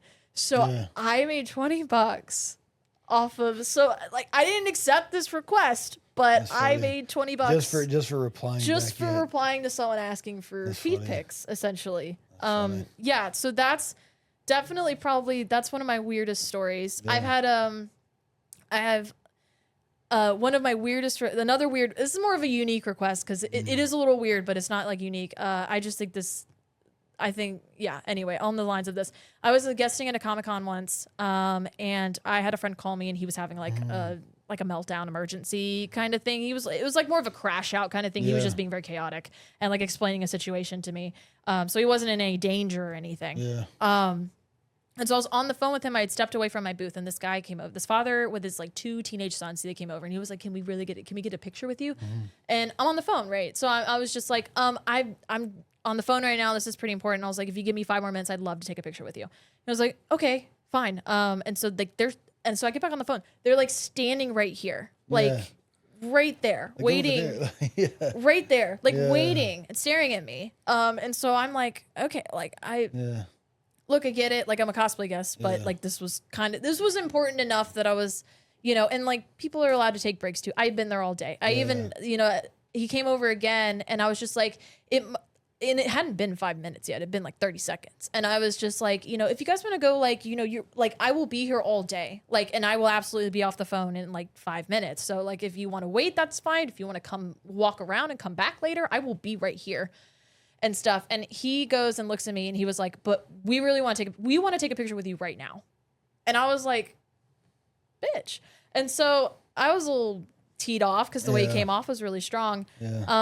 And so I looked at this guy, and I was like, you give me $20 right now, I'll hang up and take a picture with you. This man pulled out his wallet. I was thinking that because I was like, my time is money. You know, like if you're going to talk to me like that. And so I was expecting him to walk away and probably get pissed off and be like, fuck this girl. He pulled out $20 and handed it to me. And I was on the phone with my friend Dylan. I was just like, Dylan, I just made $20. I'm gonna have to call you back. That's awesome. Yeah, I've seen. I've seen videos like that before. Like there was a, we'll call her. It was on. I just saw it on TikTok. It was a model. Yeah. And the guy was just like he was just like walking around like kind of talking, just kind of talking about this event that they were at, and he just like filmed her for like 1 second, and she was like, "That's gonna be $20," and like. Like had her security like harass him until he gave her $20. He gave her $20. Yeah, he did. Maybe that's a big. He didn't want to get his. He was just some like nerdy camera guy, and she had like security with her, and they were like, "No, you're gonna give her $20." Yeah, I mean, I know that's a really crazy thing that when I was visited LA as like a tourist, that was an annoying ass thing that I saw. I frankly did it because the dude came off like kind of like a dick and it pissed me off. And so that was my like, and then I was like, I'm pretty sure this dude has like a money fetish. You know, like there's that thing where dudes like, I don't remember what it's called, but people like giving women money and that's literally it. And I was like, I wonder if that dude's in that show. I have a friend, and she lives in LA. She's from here and she lives in LA, and she is Angelina Jolie's doppelganger. Really? I'm telling you, she looks exactly like her. I bet she'll be like one of those hustlers. She'll go on the street and be that's Angelina what she Jolie won't. Well, the thing is, she won't do it. I've told her. She'd make so much money. I've told her you would make, dude, if you went and got all of Angelina's Maleficent and Laura Croft. And, and like and Mr. and Mrs. Smith, like all of her, like and go get professionally made costumes. Mm-hmm. And you were standing out on Hollywood Boulevard. Hollywood Boulevard. Dude, you would make so much money. But she's starting to break into the, like I said, she looks like Angelina Jolie, so she's absolutely beautiful.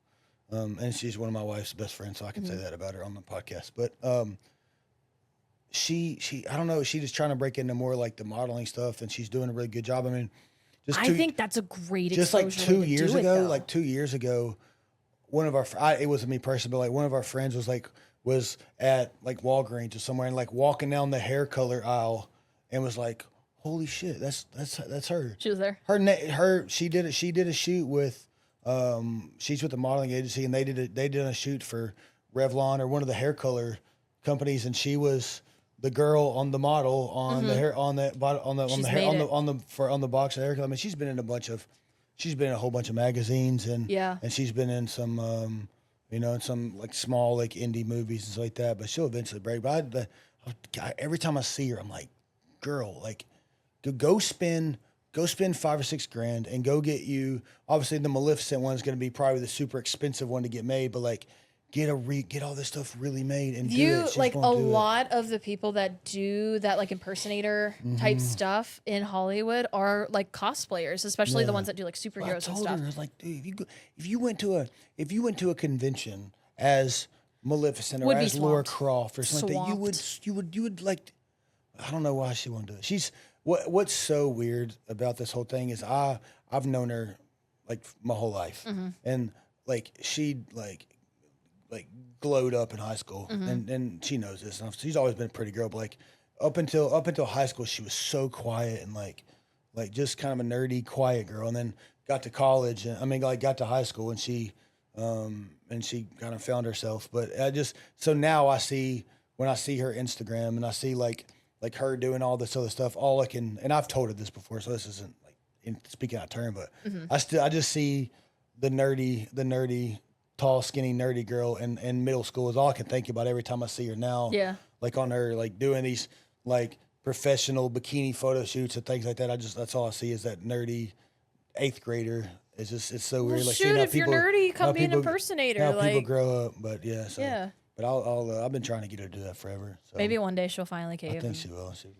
Maleficent would be super popular. Yeah, but she does she does what a lot of those girls do out there. She works at a lot of the nightclubs and does bottle service and makes a lot of freaking money in bottle service. Yeah, yeah, she make a lot of good money. When you look like her, yeah, you can make a lot of money. Oh yeah, yeah, she did. She was telling me she actually did she made a lot of money one night. She worked. It was on election night, and she worked at it was like I don't know where it was, but it was like a country club, and they rented it out, and they did like a Trump party for like a election night party, and she made like stupid money. I bet. But it's just a night kept going on, and the odds kept getting better and better, and all these, and it was like a very rich people thing. And so it's like all these rich people, and they were all getting, as the night getting better, they started celebrating and getting drunk, and just a lot of money started to exchange hands. But she's really good at that type of stuff. Bet. So, yeah. So I think that's let's go into the next section. Oh shoot! All right, what we got? Let's see here. So, what drew you to like belly dancing? Like, what made you like, man, I want to do this. This would be something neat. It was just a hobby thing. And during COVID, like I said, during COVID, it kind of picked up a hobby and started as a hobby, and just really fell in love with it. I had a lot of fun with it. Obviously, like, you know, I was able to start blending it into the cosplays that I was doing. So it worked out great for my alien character from Star Wars, because canonically those aliens are typically like dancers and stuff. They're very like a lot in entertainment, and I was doing that kind of character anyway. So then I learned a lot of belly dance moves, and I started incorporating that into my character, and it went like, that's what I feel like what made it help go like super viral. And like if you Google like Star Wars Twi'lek or Twi'lek cosplay, like I am several of the photos on Google now. Yeah. Like cool. I made it for this really niche thing, right? Yeah. So it was really helpful, and so like it kind of, they fed into each other. So like I got really back into cosplay again, especially as cons started like popping up. I haven't been to as many cons as I used to. Like pre-COVID, I was going to like 3 to 4 cons a year, like big cons, like Dragon Con. I went to Anime Week in Atlanta, like C2E2, KatsuCon. Like I went to a lot of bigger conventions around the country, and these are conventions that have anywhere from 50,000 to like 150,000 people. That's crazy. Yeah, Dragon Con, like 50,000. Sarah, you heard of Dragon Con? Well, you're in Atlanta. Yep. Yeah. Yep. Yeah. If you are someone that's lived in Atlanta for more than a year, you'll have Dragon Con takes over the entire city. That it has around 160 to 190,000 attendees. It takes over 4 hotels and a mall, and it's smack in downtown Atlanta, and they have a massive parade for it every Saturday. And I've gotten to like commentate on the parade before, which was crazy, because I was like, they were just like, hey, do you want to like be on our? They have a whole TV station for Dragon Con, and they take over a whole TV station for that whole weekend, and they have round the clock coverage of Dragon Con. So like I've been on it a couple times, commentating on it, but also being interviewed and stuff, which is wild.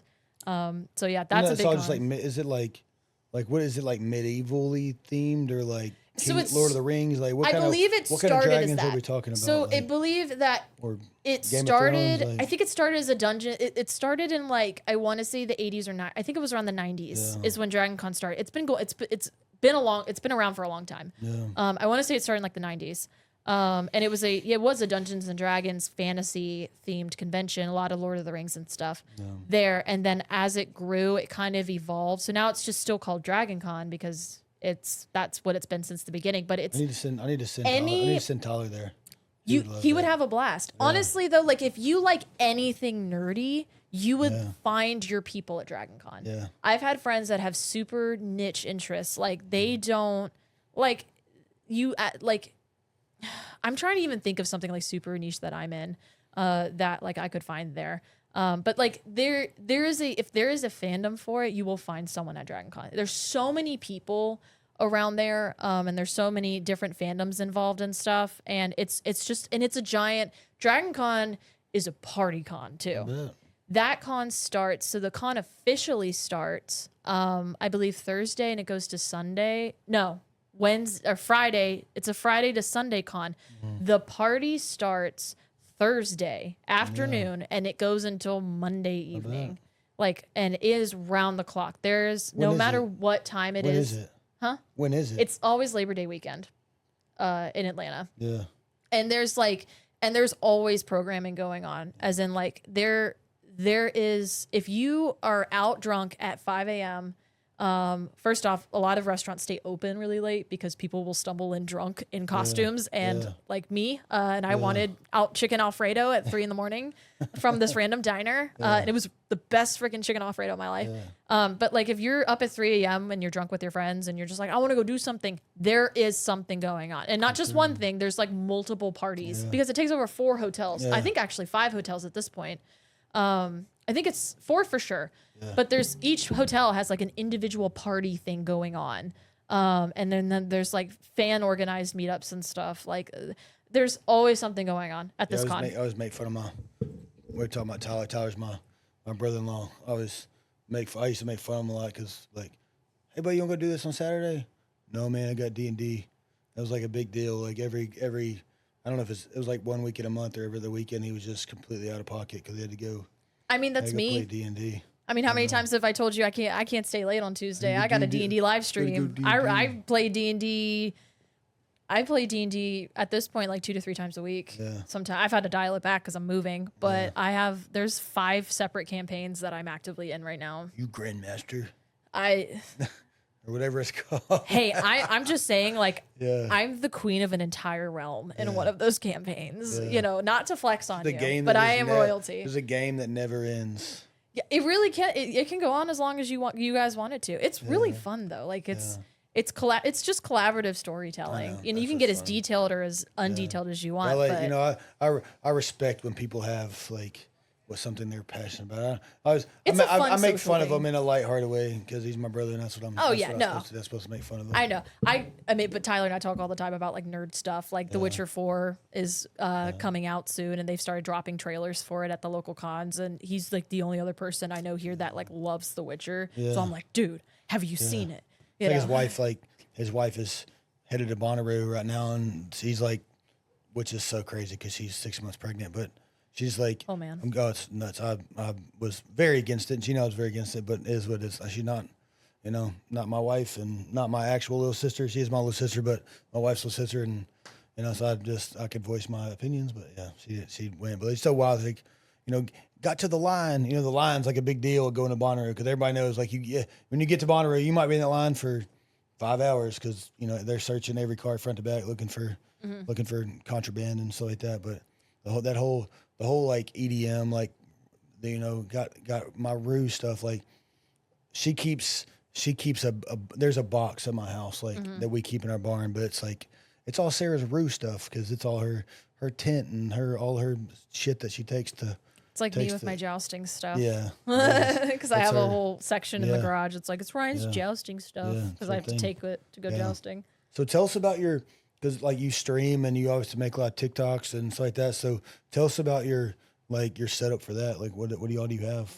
You do all that with? I don't have a pod mic. I'd love to upgrade to a pod mic one day for streaming, but I have a There's one missing. Blue Snowball. There's one missing. I'm just kidding. I was like, oh no! I was like, I didn't take it. You would know. You just check my streams and see it. Yeah. Like I would not know if you took a damn microphone from here. Don't say that on air. It'll give people ideas. No, you ought to be stealing shit. I'm sorry. I do have an Elgato camera, which is what Sarah's camera is when we cut to Tech Cam over there. How y'all doing back there, Tech Cam? Yeah, Tech Cam on. You're doing good. Yeah, so I have an Elgato. Yeah. She's using an Elgato face cam right now, so that's what my webcam is for when we do streaming purposes. Obviously, I have a ring light. I have a ring light that plugs into my computer. It's just a little one, but I put it up over my monitor so it lights my face up. But that's like my setup for. It's kind of my setup for streaming. Yeah. You have like a crazy like water cooled computer like all these people have. I mean, I have I had a Predator computer, but it's older up in its years. It needs to be retired. Its CPU is struggling. So she's getting retired. So I can't game on it anymore. And so Chuck hardly ever uses his gaming computer it's some monstrosity that he physically built himself. So I've taken over his gaming computer. And he just plays on his PS5 all the time anyway. So I couldn't even tell you what it is because he just hand put it together and it works great and I play games on it pretty well and stuff, but it's not like a cool, super cool brand or anything. Yeah. So So how did you and Chuck meet? Oh, let's get into our TikTok love story. Yeah. Let's go. So COVID happened, as you know, COVID like wild because it's like, it was such an unfortunate time and everything that happened around it, like it's seared into everyone's brains for good or bad reasons. But I will be so for real with you. COVID was the best summer of my life. I got sick, but I lived, and there was like a lot of stuff going on and there was just a lot going on. There was a lot of uncertainty and, we've never been in a lockdown situation like this in like history before. And I was very, very, very fortunate enough that I still lived in my farmhouse. It was my last summer at the farmhouse. That's another reason why it's one of the best summers of my life, because I made the most of it knowing it was my last year at the farmhouse. And I'd lived there for 17 years and I had so many memories there. And where was this at? It was out in Eads, the Eads area, like Fisherville. Close to it's me. down your My street. Yeah, I pointed out to you every time I've been by your house. I'm like, I lived over there. But so it was a wild thing. COVID was just a wild time. I don't want to negate the fact that, obviously people like it was rough for some people, but I was a big believer in making the most of the situation. And I had just graduated high school. Oh my God. When did you first get COVID? I don't remember. I didn't get it till Christmas. I'm a firm believer that I was one of the first people. I wasn't one of the first people in the country to get it, but I got it. I swear on my mama that I got it before they ever started testing people, before tests were available. Because like I worked at Southern Social. Do you know how many business people that travel from all around the country go to Southern Social? And so people started talking about it in like January, right? And that's when like the whisperings on the wind, well, it was really December, but like January was when the whisperings of the wind that had made it into the US. And I was working at Southern Social and stuff, and we had business people come in all the time and do like company dinners and stuff there.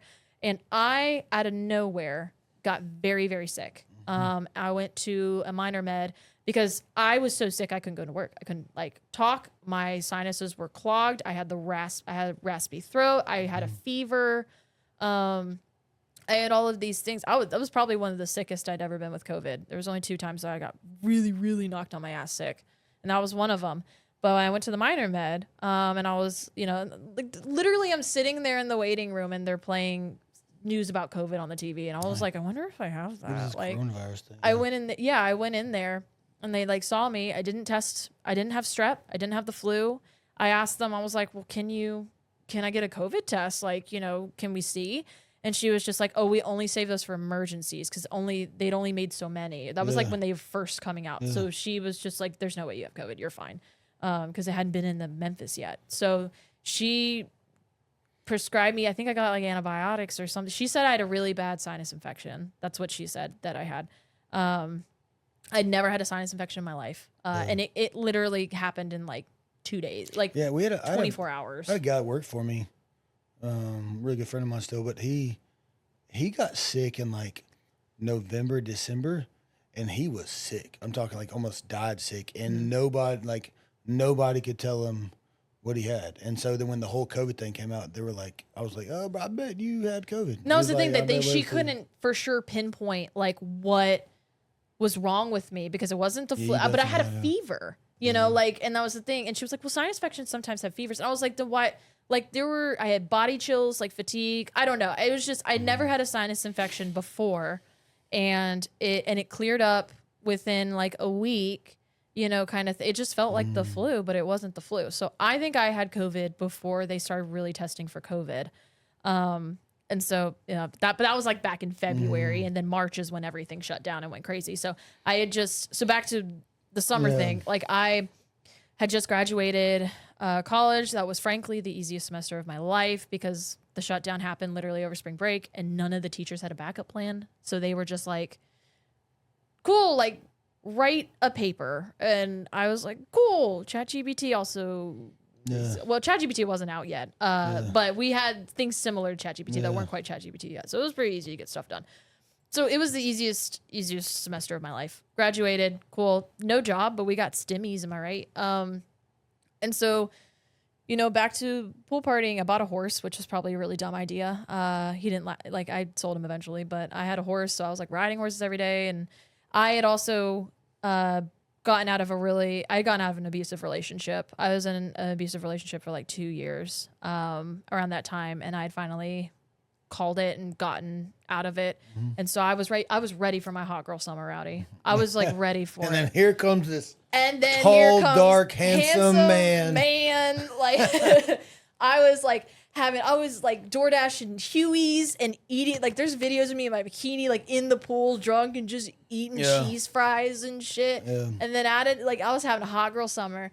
And then TikTok era obviously came around. And so I blew up on TikTok, and there was this whole movement in like the cosplay scene with Star Wars and TikTok. Like Star Wars had a crazy resurgence. And so I got my Star Wars cosplay at it was like perfect fate. Yeah.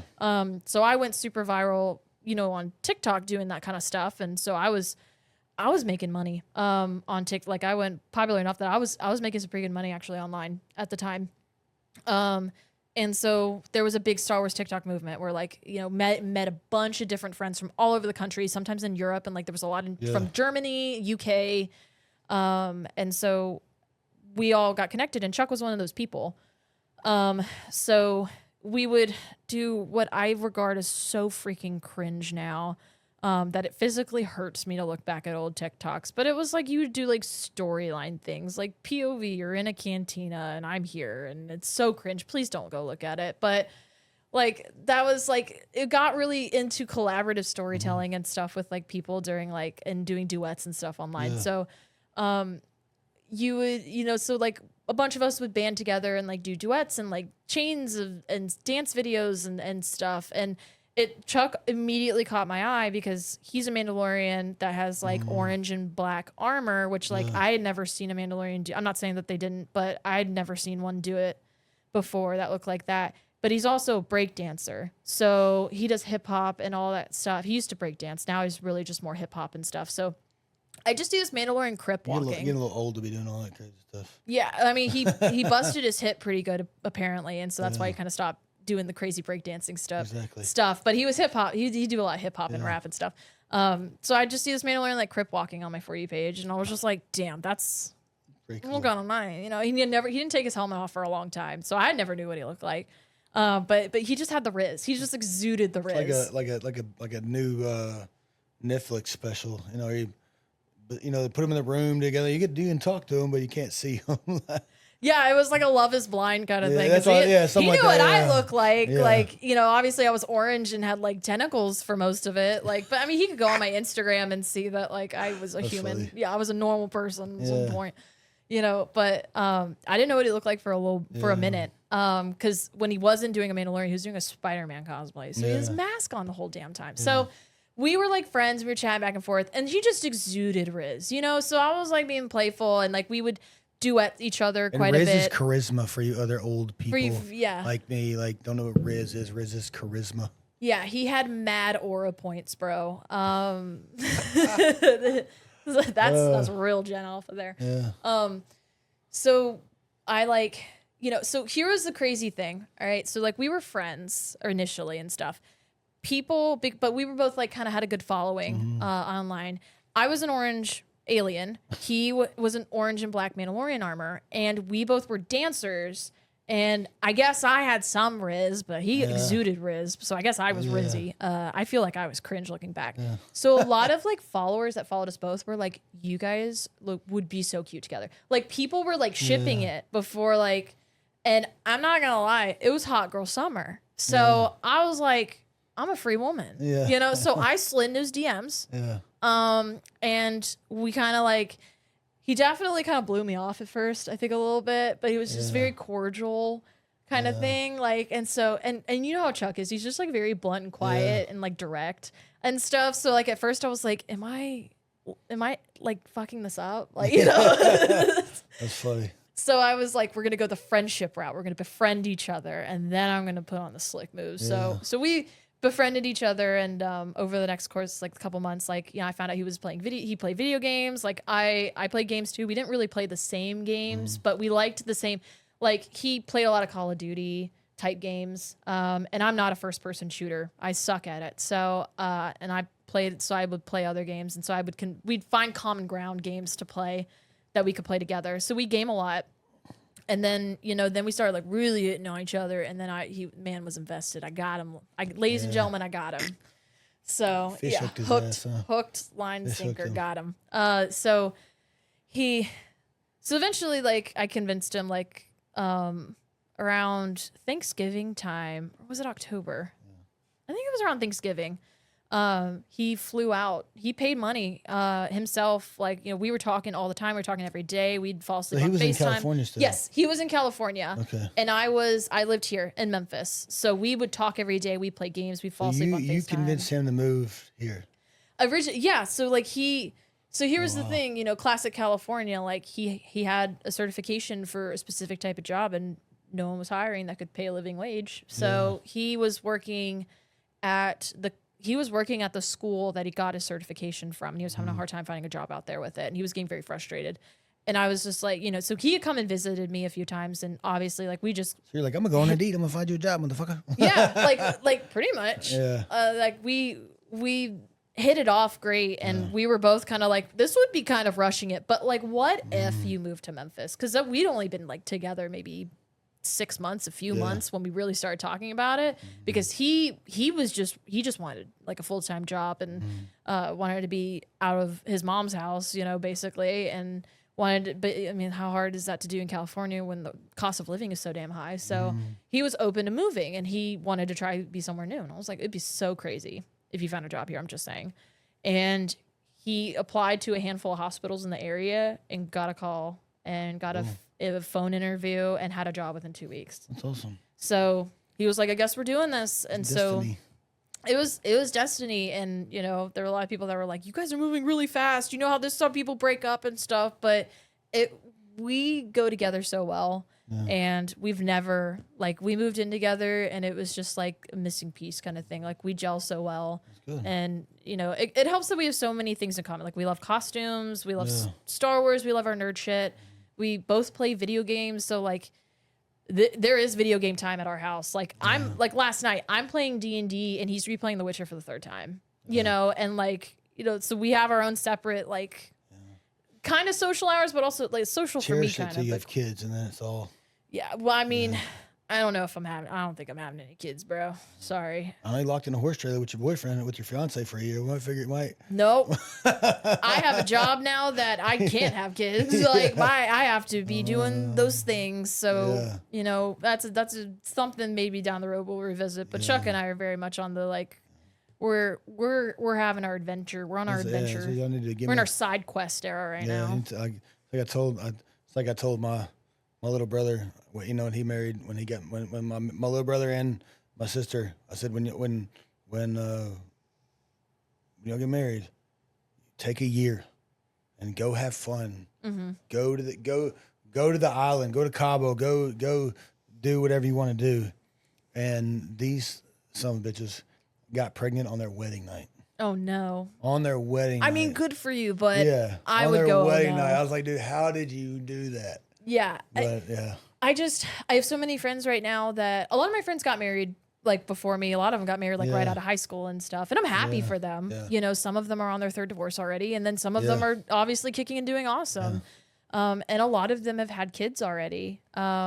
And so I'm happy for them, but I'm also just like, I wouldn't be able, back to hustle culture, like I wouldn't be able to do the things that I do if I have kids, and I'm just not. You can be crazy really Aunt Ryan, just out doing wild shit. Out doing wild, like I'm literally like, each chapter of my life is like a sitcom. Like now I'm going and what do you mean? Like I have a full-time job going and doing Ren Fair stuff. Yeah. Like the funny thing is, like, when I told my mom this, like, she's just not even surprised anymore. She's just like, okay, like, have fun, sweetie. Like, like, what's it's next? Like, so, like, where I get my is this, you remind me so much of this this girl that cuts my hair.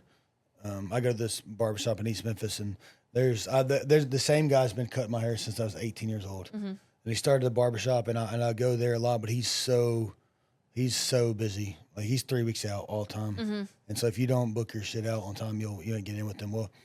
Well, this other girl named Carrie had started there, and I knew Carrie from when we used to work on Bill Street together. Mm-hmm. I worked at 152 in Blue City. She worked at the place next door. So I've known her for a long time.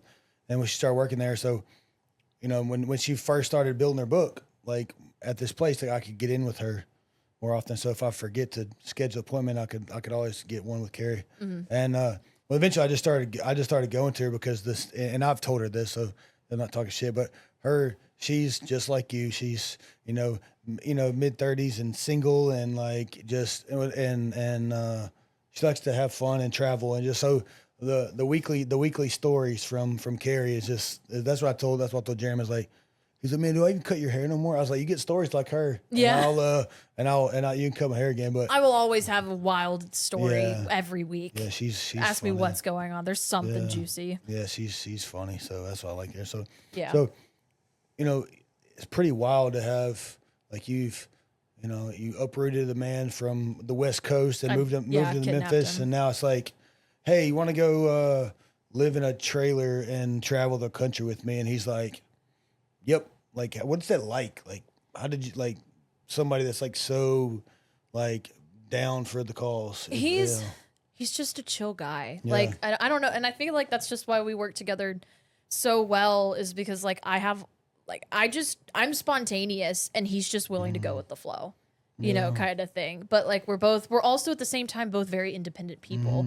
So I think if any times we've ever had like conflicts, it's just the fact that for, you know, I think any conflicts we had were in the very beginning because we're just both so independent that we had to sometimes stop and go like, okay, wait, we got to do this as a team kind of thing. We don't have to do this by ourselves kind of thing. And now we've just got a really good system down where we are independent in our own way, but also like team working with it too. And he's just always, but he loves adventure too. Like, you know, he's very, like, I always say, we always joke that like we're hustle and grind. Like I'm the hustler. I'm the one that comes up with the ideas, or I'm the person that jumps at the opportunity. And he's the person that grinds and makes it happen, like, and puts in the work. It's just the same thing as like, you know, it's like me and Tiger, like I'm the visionary and integrator. Like somebody's got to be creative, and somebody's got to be the things that drives the boat forward. You know, that comes with the new ideas, and then somebody's got to like, all right, well let's be the meticulous. Make a plan. You know, there's always got to be. You got to have that dichotomy. Yeah. And that's how like we are, like, and he has that creative streak in him too, because like he was making his own costumes, like, and he got really into leatherworking, and he can do things that I can't do, you know? And so we have our strengths and our weaknesses, but like we both ultimately, like we're both down for an adventure, you know? So when I will say, like, at first, like I had always told him, like, even before I ever got in with the jousting again, cause I did it in college. I did it when we had a fair here in Memphis, and I did it for a couple years for 2 different joust companies in college. So I knew what the back behind the scenes were like, and I had done a lot of the stuff, and I knew how the shows worked, and obviously from doing it before. And that's how ultimately I got my contact to do what I do now, is one of those nights, you know, put me in. But I told him even before I'd started doing it again, that it was like my dream job. And I was, you know, and then when I had stars in my eyes the first year that I went and did it, and was like, oh my God, what if I just never come home? Like, what if I could do this full time? Kind of thing. And I asked him at that time, I was just like, would you go and do it with me? Like, would you? And he was actually hesitant about it at first. He didn't know anything about it. He had never been to a Ren Fair. He had been to one Ren Fair, like I had taken him to that May. And so he was just like, I don't. A man from Stockton, California probably doesn't know too much about Renaissance fairs.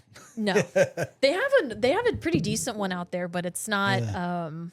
It's gone pop. It's more been popular in the last like 5 or 6 years ish. So he's never been to one other than like the Tennessee one I took him to that May, and then I got that opportunity in July ish. So he was kind of skeptical at first with all of that. And so I went. He was like, I don't know if I do that as like a full time thing. He was like, I would never stop you though. And we have that thing where we're like, you know, if this is your dream, I won't stop you. But it has that implication too, where it's just like, you know, I want you to be happy doing it, but I'll never, you know, but like I also am an independent person, you know, so we're never dragging each other through any situation, ultimately. And we stick together, you know, so my opinion was just like, well, maybe what I told him basically, I knew this fucker was gonna like it. Yeah. I knew this fucker was gonna like it. Like anytime I have a good, like no offense, Chuck, but anytime I have a good idea, I'm always correct. So such a woman answer. That is such a woman answer. Anytime I say he's gonna like something, he likes it. He likes it. So this was like, I knew that he was gonna like it. So I went jousting and he came up and visited me that first year. And he actually stayed backstage for most of it, but he watched it and he walked around the fair during the free time too. And he was like, this is kind of cool. Yeah. This is kind of like, this is pretty tight. Like, and then all the jousters guys loved him. They all immediately hit it off. So that, cause they all like games too and stuff. So they had a lot to talk about and they were similar. And some of them are actually from California. So he hit it off really well with them. And so after he had done it, and then he came out, like, I think there was one day that year that he actually was actively a part of the show and like doing his ring girl thing. And he was like, this is a lot of fun.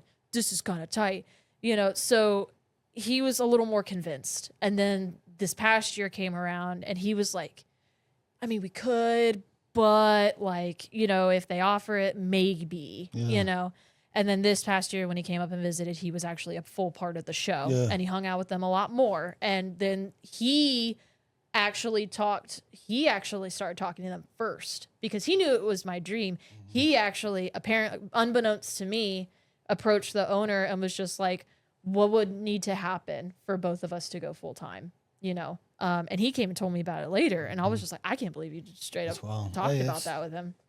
Taking care of your lady. So that's what put it on the, he didn't even have to ask me. He knew I was down. Yeah. But he had decided that he was down. So he's the one that actually really put it on the map for full time. And then, things worked out, and that's what we're going to go do now. Yeah. So what would you say over the next, like 2 or 3 years, what would you say, would you would say that this adventure would be successful? Just staying on with it? Yeah, pretty much just staying on with it. Just doing the thing. Is there a way to grow within it per se? There is, but typically it's like, I don't know how else to say this without sounding braggy, but the company that I work for now is the highest paid joust company in the country and would in my head, theoretically be the world because the United States is the only one that has Renaissance fairs the way that we do. Yeah. And so in Europe, why isn't this something in Europe? That's kind of what's Europe because in America there's we're not harped. So Renaissance Fair started with historical accuracy, but we've kind of gotten away from it, and we've kind of, I don't want to say commercialized because that's not exactly what we did, but we started it started becoming a medieval festival rather than a medieval reenactment. And there are still places that do medieval reenactments, like SCA is kind of what they're called. But Renaissance Fairs kind of took on a thing of their own of being more of a theme park. In Europe, they do have stuff similar to Renaissance Fairs, but they are very much more historical and historically inclined rather than just a fun fair thing to do where you can be a fairy and your friend can be a pirate and your other friend can be a dragon and you can bring your dog sometimes. There's your business opportunity right there. Yeah. Well, I think start the Renaissance Fair phenomenon in Europe. I think it's already started because it really blew up in the U.S. Or in Asia. Or Asia. I don't know. Maybe. Hey. I know that I feel like that it started to be, I've noticed it start to become, I've noticed that they've been doing they don't call them Renaissance fairs, or most of them don't, but they are medieval themed events or conventions even. And people have started wearing more whimsical fantasy costumes and stuff to them. So I think that's starting to be a thing out there. But the way their jousting companies work, I mean, they have actual jousting in Europe. Yeah. So most joust troops out in Europe, they actually compete and do that as a competition thing. So they're not necessarily getting paid for that. So, so as for climbing the ladder, it kind of would just be staying on. And if the company grows, the potentially do more fairs and stuff. That's not really up to me, but I kind of accidentally bought my way to the top there in that department. And I'm very, very blessed and privileged to have that opportunity. That's cool. So we're coming up on time, so we're gonna hit some rapid fire. Let's go. Questions. I'm ready. What's your favorite video game of all time? The Witcher 3. Tell us about it. This is crazy. Oh man, ask Tyler about it. He knows all about it. No, The Witcher 3. So much so that I want the Witcher signs. They're like little alchemy looking signs. I want them tattooed down my spine. I am Slavic Polish, like by ethnicity, blood.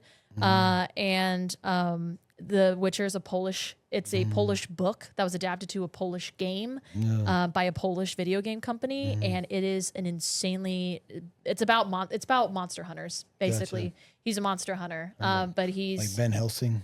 Yeah, they're like scum. They're not regarded as like heroes. They're like scum of the earth. Like all they want is coin, and they're one of the few people that's capable of killing monsters because of these mutations that they go through.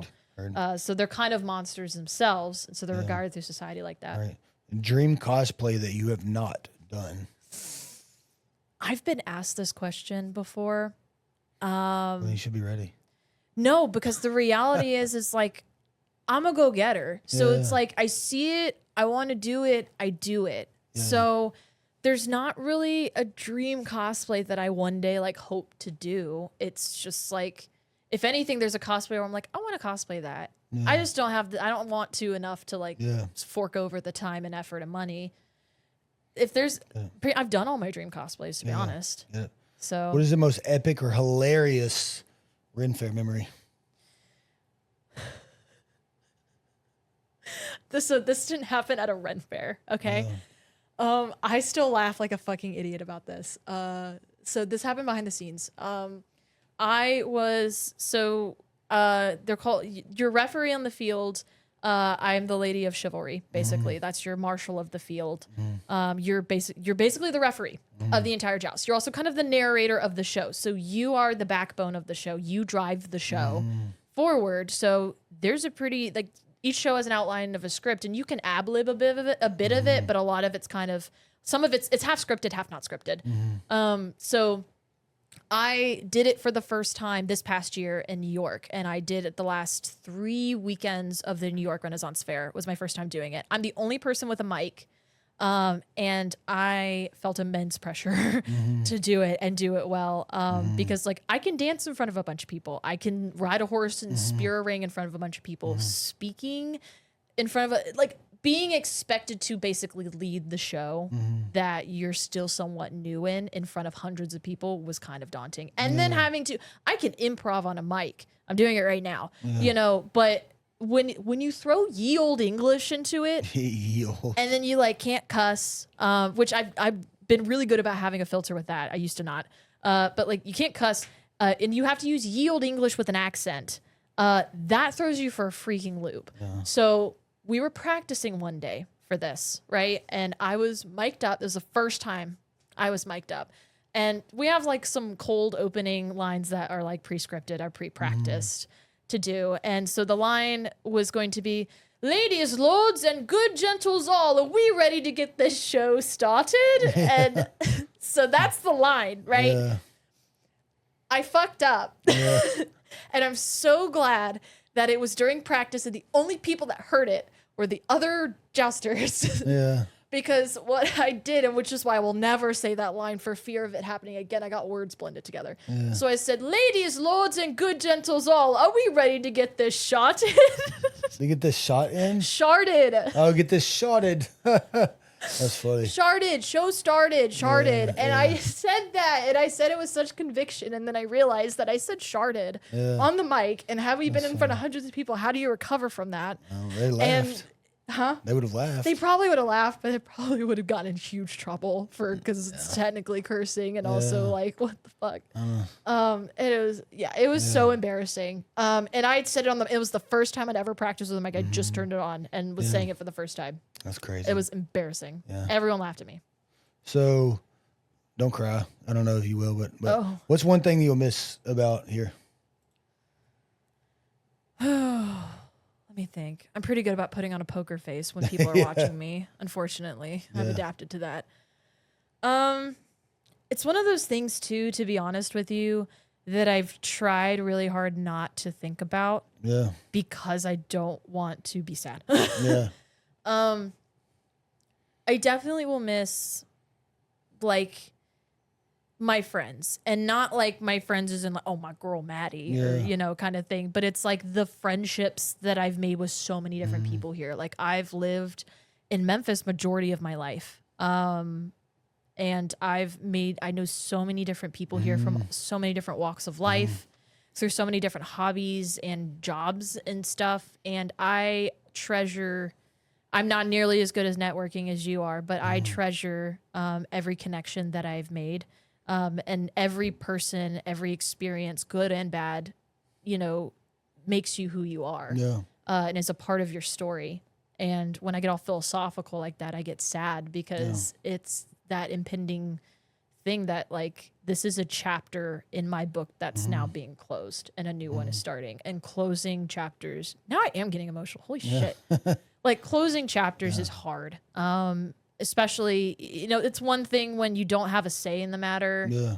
And that makes it hard in the fact that like you can't prepare for that. And, you know, so at least this way I can prepare, but it's also hard in the sense of like I'm physically the one closing the chapter, you know, versus it getting thrust upon So me. how many times have I said, hey, let's meet? And you're like, am I getting fired? Like, no, you're not getting fired, right? Just yeah. I mean, I'm like, hey Ryan, I need to meet you tomorrow at 9 a.m. And you'd be like, am I gonna have a job at 9:30? Yeah, like, am I gonna have a job at 9:30? Yes. That was like everyone at the office. Anytime someone was meeting with me, say like Amber from HR is like, hey, can I talk to you real quick? And I'm just like, oh man, it's time. We always make a joke like in our company. It's like, if you get invited to Rowdy's office, it's good, but don't get invited to Tiger's office because Tiger's office is that's the chopping block. So yeah, that's the the good door, bad door. Yes, heaven and that's hell. where the executioner is in Tiger's office. So what's the one thing you're hoping to find like on the road and through this experience? I'm really hoping to make new connections because like that's what you do on the road. Memories, connections. Like my big life motto, and it's the way that I live my life, is that life is an adventure. So go out and have it. Like that's the way I want to live my life. I firmly believe that like if I died in a car wreck tomorrow, I would be able to be at peace knowing that I lived a cool ass fucking life up until that point. You know, like I've made impressions on people. I've left a legacy to some extent. You know, I'm no like freaking George Washington over here, but there's people that know me and I've made an impact in some shape or form. And that's a big thing for me. So I think what I'm most looking forward to is continuing that through a completely different facet. Like, you know, starting a whole new adventure that I already have my toes dipped into, but now I can really like grow roots and expand in that different facet. And make memories and travel and get the opportunity to be able to do that more freely, you know, and I'm not tied down. I could go anywhere kind of thing. And I think that's really, it's freeing. It's terrifying, but it is like in a sense freeing of like the sky's the limit, you know? So what would you tell somebody that's like, maybe has something stable, you know, like you had a stable job here and Chuck had a stable job and like, well, we're going to go do something crazy and something wild. Like, what would you tell somebody that like, when they're contemplating whether or not it's to uproot themselves from stability to go do something unknown, go do something wild and crazy? Cause like, who does that? Who sells all their shit to move into a horse trailer to travel around the country? Like you would have to be, I don't mean this negatively, but you got to be a little crazy to do it. And that's okay. I'm a little crazy. I do a lot of crazy shit all the time, but like, you got to be a little crazy to do that. So you gotta be smart about it too. Yeah. What do you tell those people like when they're trying to make that happen? One thing, like I'm a big believer in chase your dreams and do your things. This is one of my dreams. So I'm going to chase it. But like also do it smartly. You know, like there's a lot of planning and stuff that like people don't like. I mean, you don't know. I've talked to you about plenty of it, but I've also not talked to you about like a whole different side of it. There's a bunch of planning that's gone on and been involved in this too. And I would tell people, if this is a dream that you want, and it's a dream that you truly want, it's not like something that you thought of last week and you just been like, oh my God, I got to do this. This sounds so much fun. Like, you know, make it happen, but you know, take that. There is a big thing with taking risks. Take risks smartly though. You know, like don't just jump into something that you have no idea how to get into, but dip your toes in it.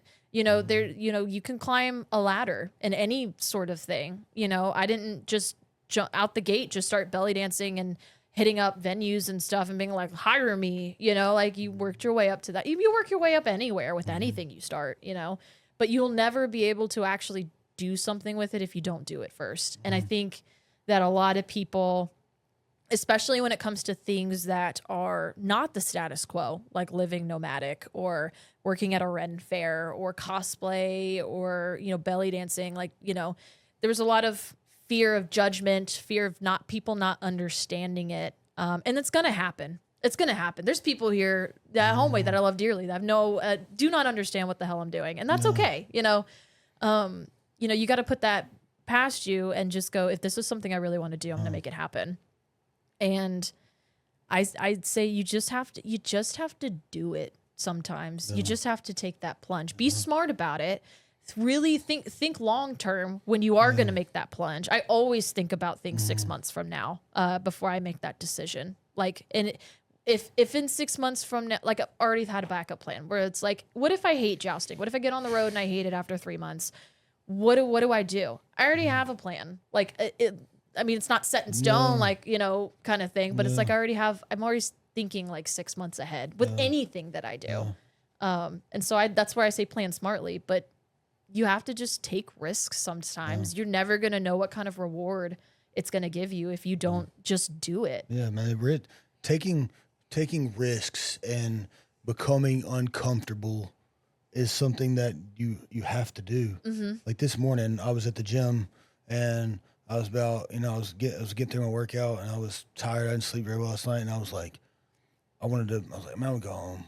I did enough, and I was like, nope.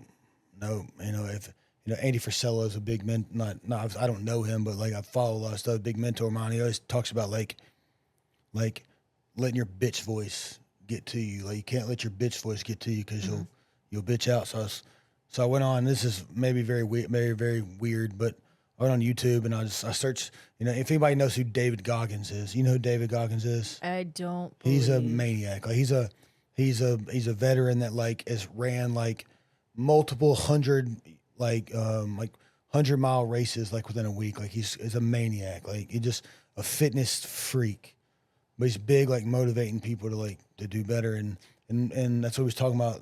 I just listened a little 10-minute compilation of him giving motivational speeches, and that's what we talked about was where comfortable. And I made a story about it after I got left gym, where comfortability ends, if that's even a word. Where being comfortable ends is where greatness can start.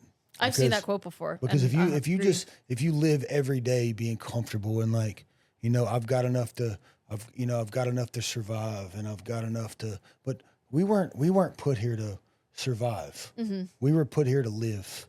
No matter whether you're religious or not. I obviously I'm religious and I believe in God and I believe everybody has a purpose, and I believe that we were here not to just live. Not to live, die, and pay taxes. That's not why I was born. Especially me. I know that I was here to do something big and to have an impact on so many people's lives, to help people. That's what I do. And so, you have to step out of your comfort zone. Yeah. You gotta, and a quote I really like is "Flowers don't bloom on the beaten path." Yeah. Yeah. You're not going to be able to see the beauty in life if you do the same thing. Yeah, exactly. You got to step out. You got to step out and go do something. That's like when I started this company. I didn't know what I was doing. I just knew that I didn't want to do that, which was go punch somebody's clock every day. I didn't want to do that anymore. I wanted to do my own thing and I had no idea where it was going to take me. Not a clue where it was going to take me. I just knew that I needed a job and to make money, and I wanted to do something different. I was passionate. I was good at marketing. I was good at networking, and that's what I wanted to do. And, and here we are. And the thing, too, that I'm a big believer of is there's always something to learn. Everything grows you. Everything good, everything bad grows you. And failure is inevitable, but amazing things can come from failure. Oh, yeah. I got the opportunity, it goes back to jousting, but when I was jousting in college, I was in jousting in college. When I was working for a joust company in college, I wanted to drop out of college right then and there, and I wanted to go on the road with these people. And I was really thinking of it. I'm glad I didn't, because that would have been really dumb. But I was 19, and I was just well, screw it. They can do it full time, so can I. And ultimately, what ended up happening was I was set to go up there and train with them all summer, that summer. And I was going to be on their roster, and they didn't do it full time, but they did it about half the year. And I was going to get on their roster. I was going to figure it out. I was going to do some sort of online school or something.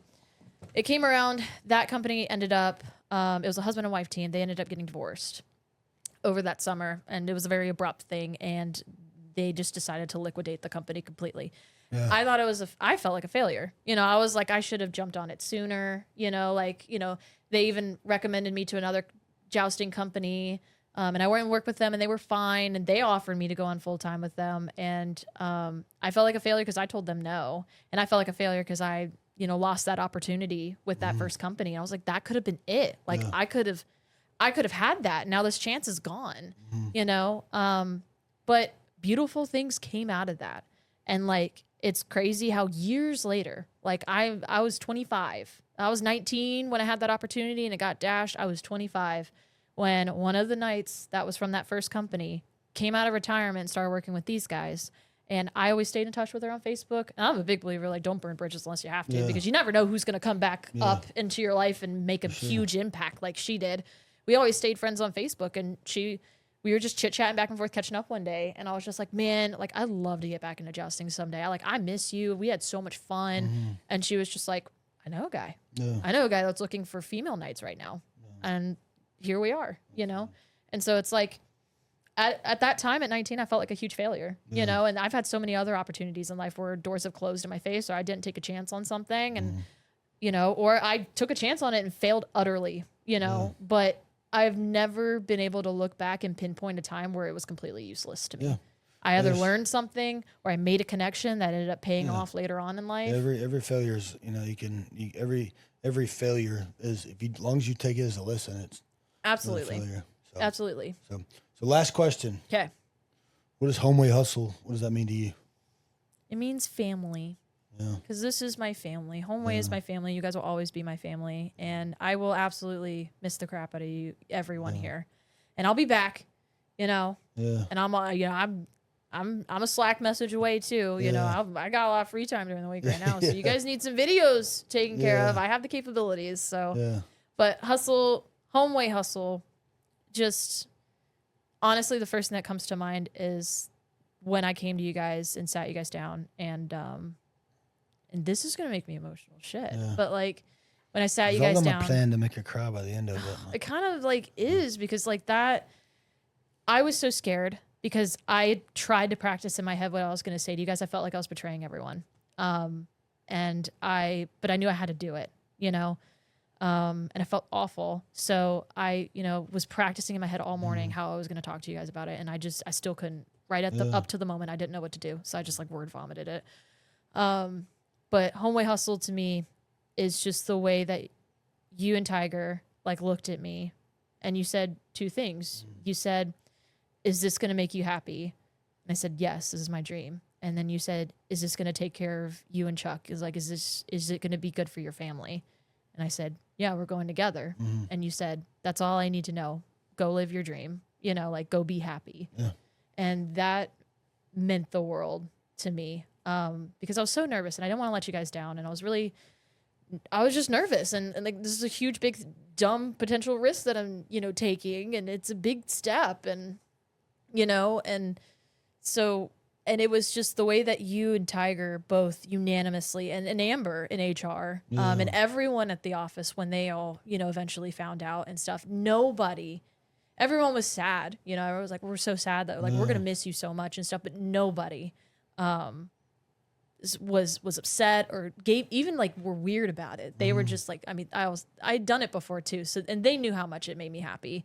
And those funny videos I would like send, the stories I'd tell and stuff. And so, Homeway Hustle it reminds me that everybody here like had my back and have had my back since I started working here. But also just in that moment where I was like, I'm doing a really big and a very scary thing. Everyone, immediately rallied behind me and rallied around me. And that meant the world.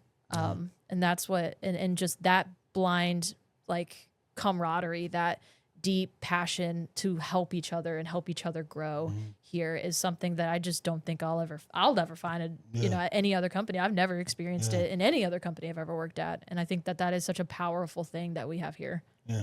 Cause like, don't want to like, boast on myself, but that's something that like I'm super like, yes, I own a construction company. I work construction, but I'm here to help people. And, obviously doing restoration is a big thing. We go out and we half of our customers, or more than half of our customers, we meet them on what could possibly be the worst day of their lives. Some people it's not. I've had a customer recently, it was like, he's had a child pass away, and he was like, for most people, this would be the worst day of their life. For me, it's not even close. But like, I'm here to help people. And if losing a very great employee to something that's going to make her happy and do something she's passionate about, and also still be able to take care of your family to do it, then who am I to give you shit about it? And that's just the way I am. So. Well, Ryan, it was beautiful. We've I think this is the longest podcast we've ever done. Sorry, guys. I think we could have went another hour if we would have stretched it out. But yeah. Well, we're gonna miss you, and we're ending on a sad note too. I'm like, all the luck to you, and I'm sure we'll see lots of pictures and videos, and absolutely, and we'll find some way to. And I'm just a phone call away from Homeway too. Anytime you guys need me, I will always be there. Y'all have always been there for me when I needed it, and you've helped me out in so many. You in particular have helped me out in so many situations where I would have been lost. So I will always be ready to return that favor. All right, well, Ryan, appreciate you. You be good, and we're out.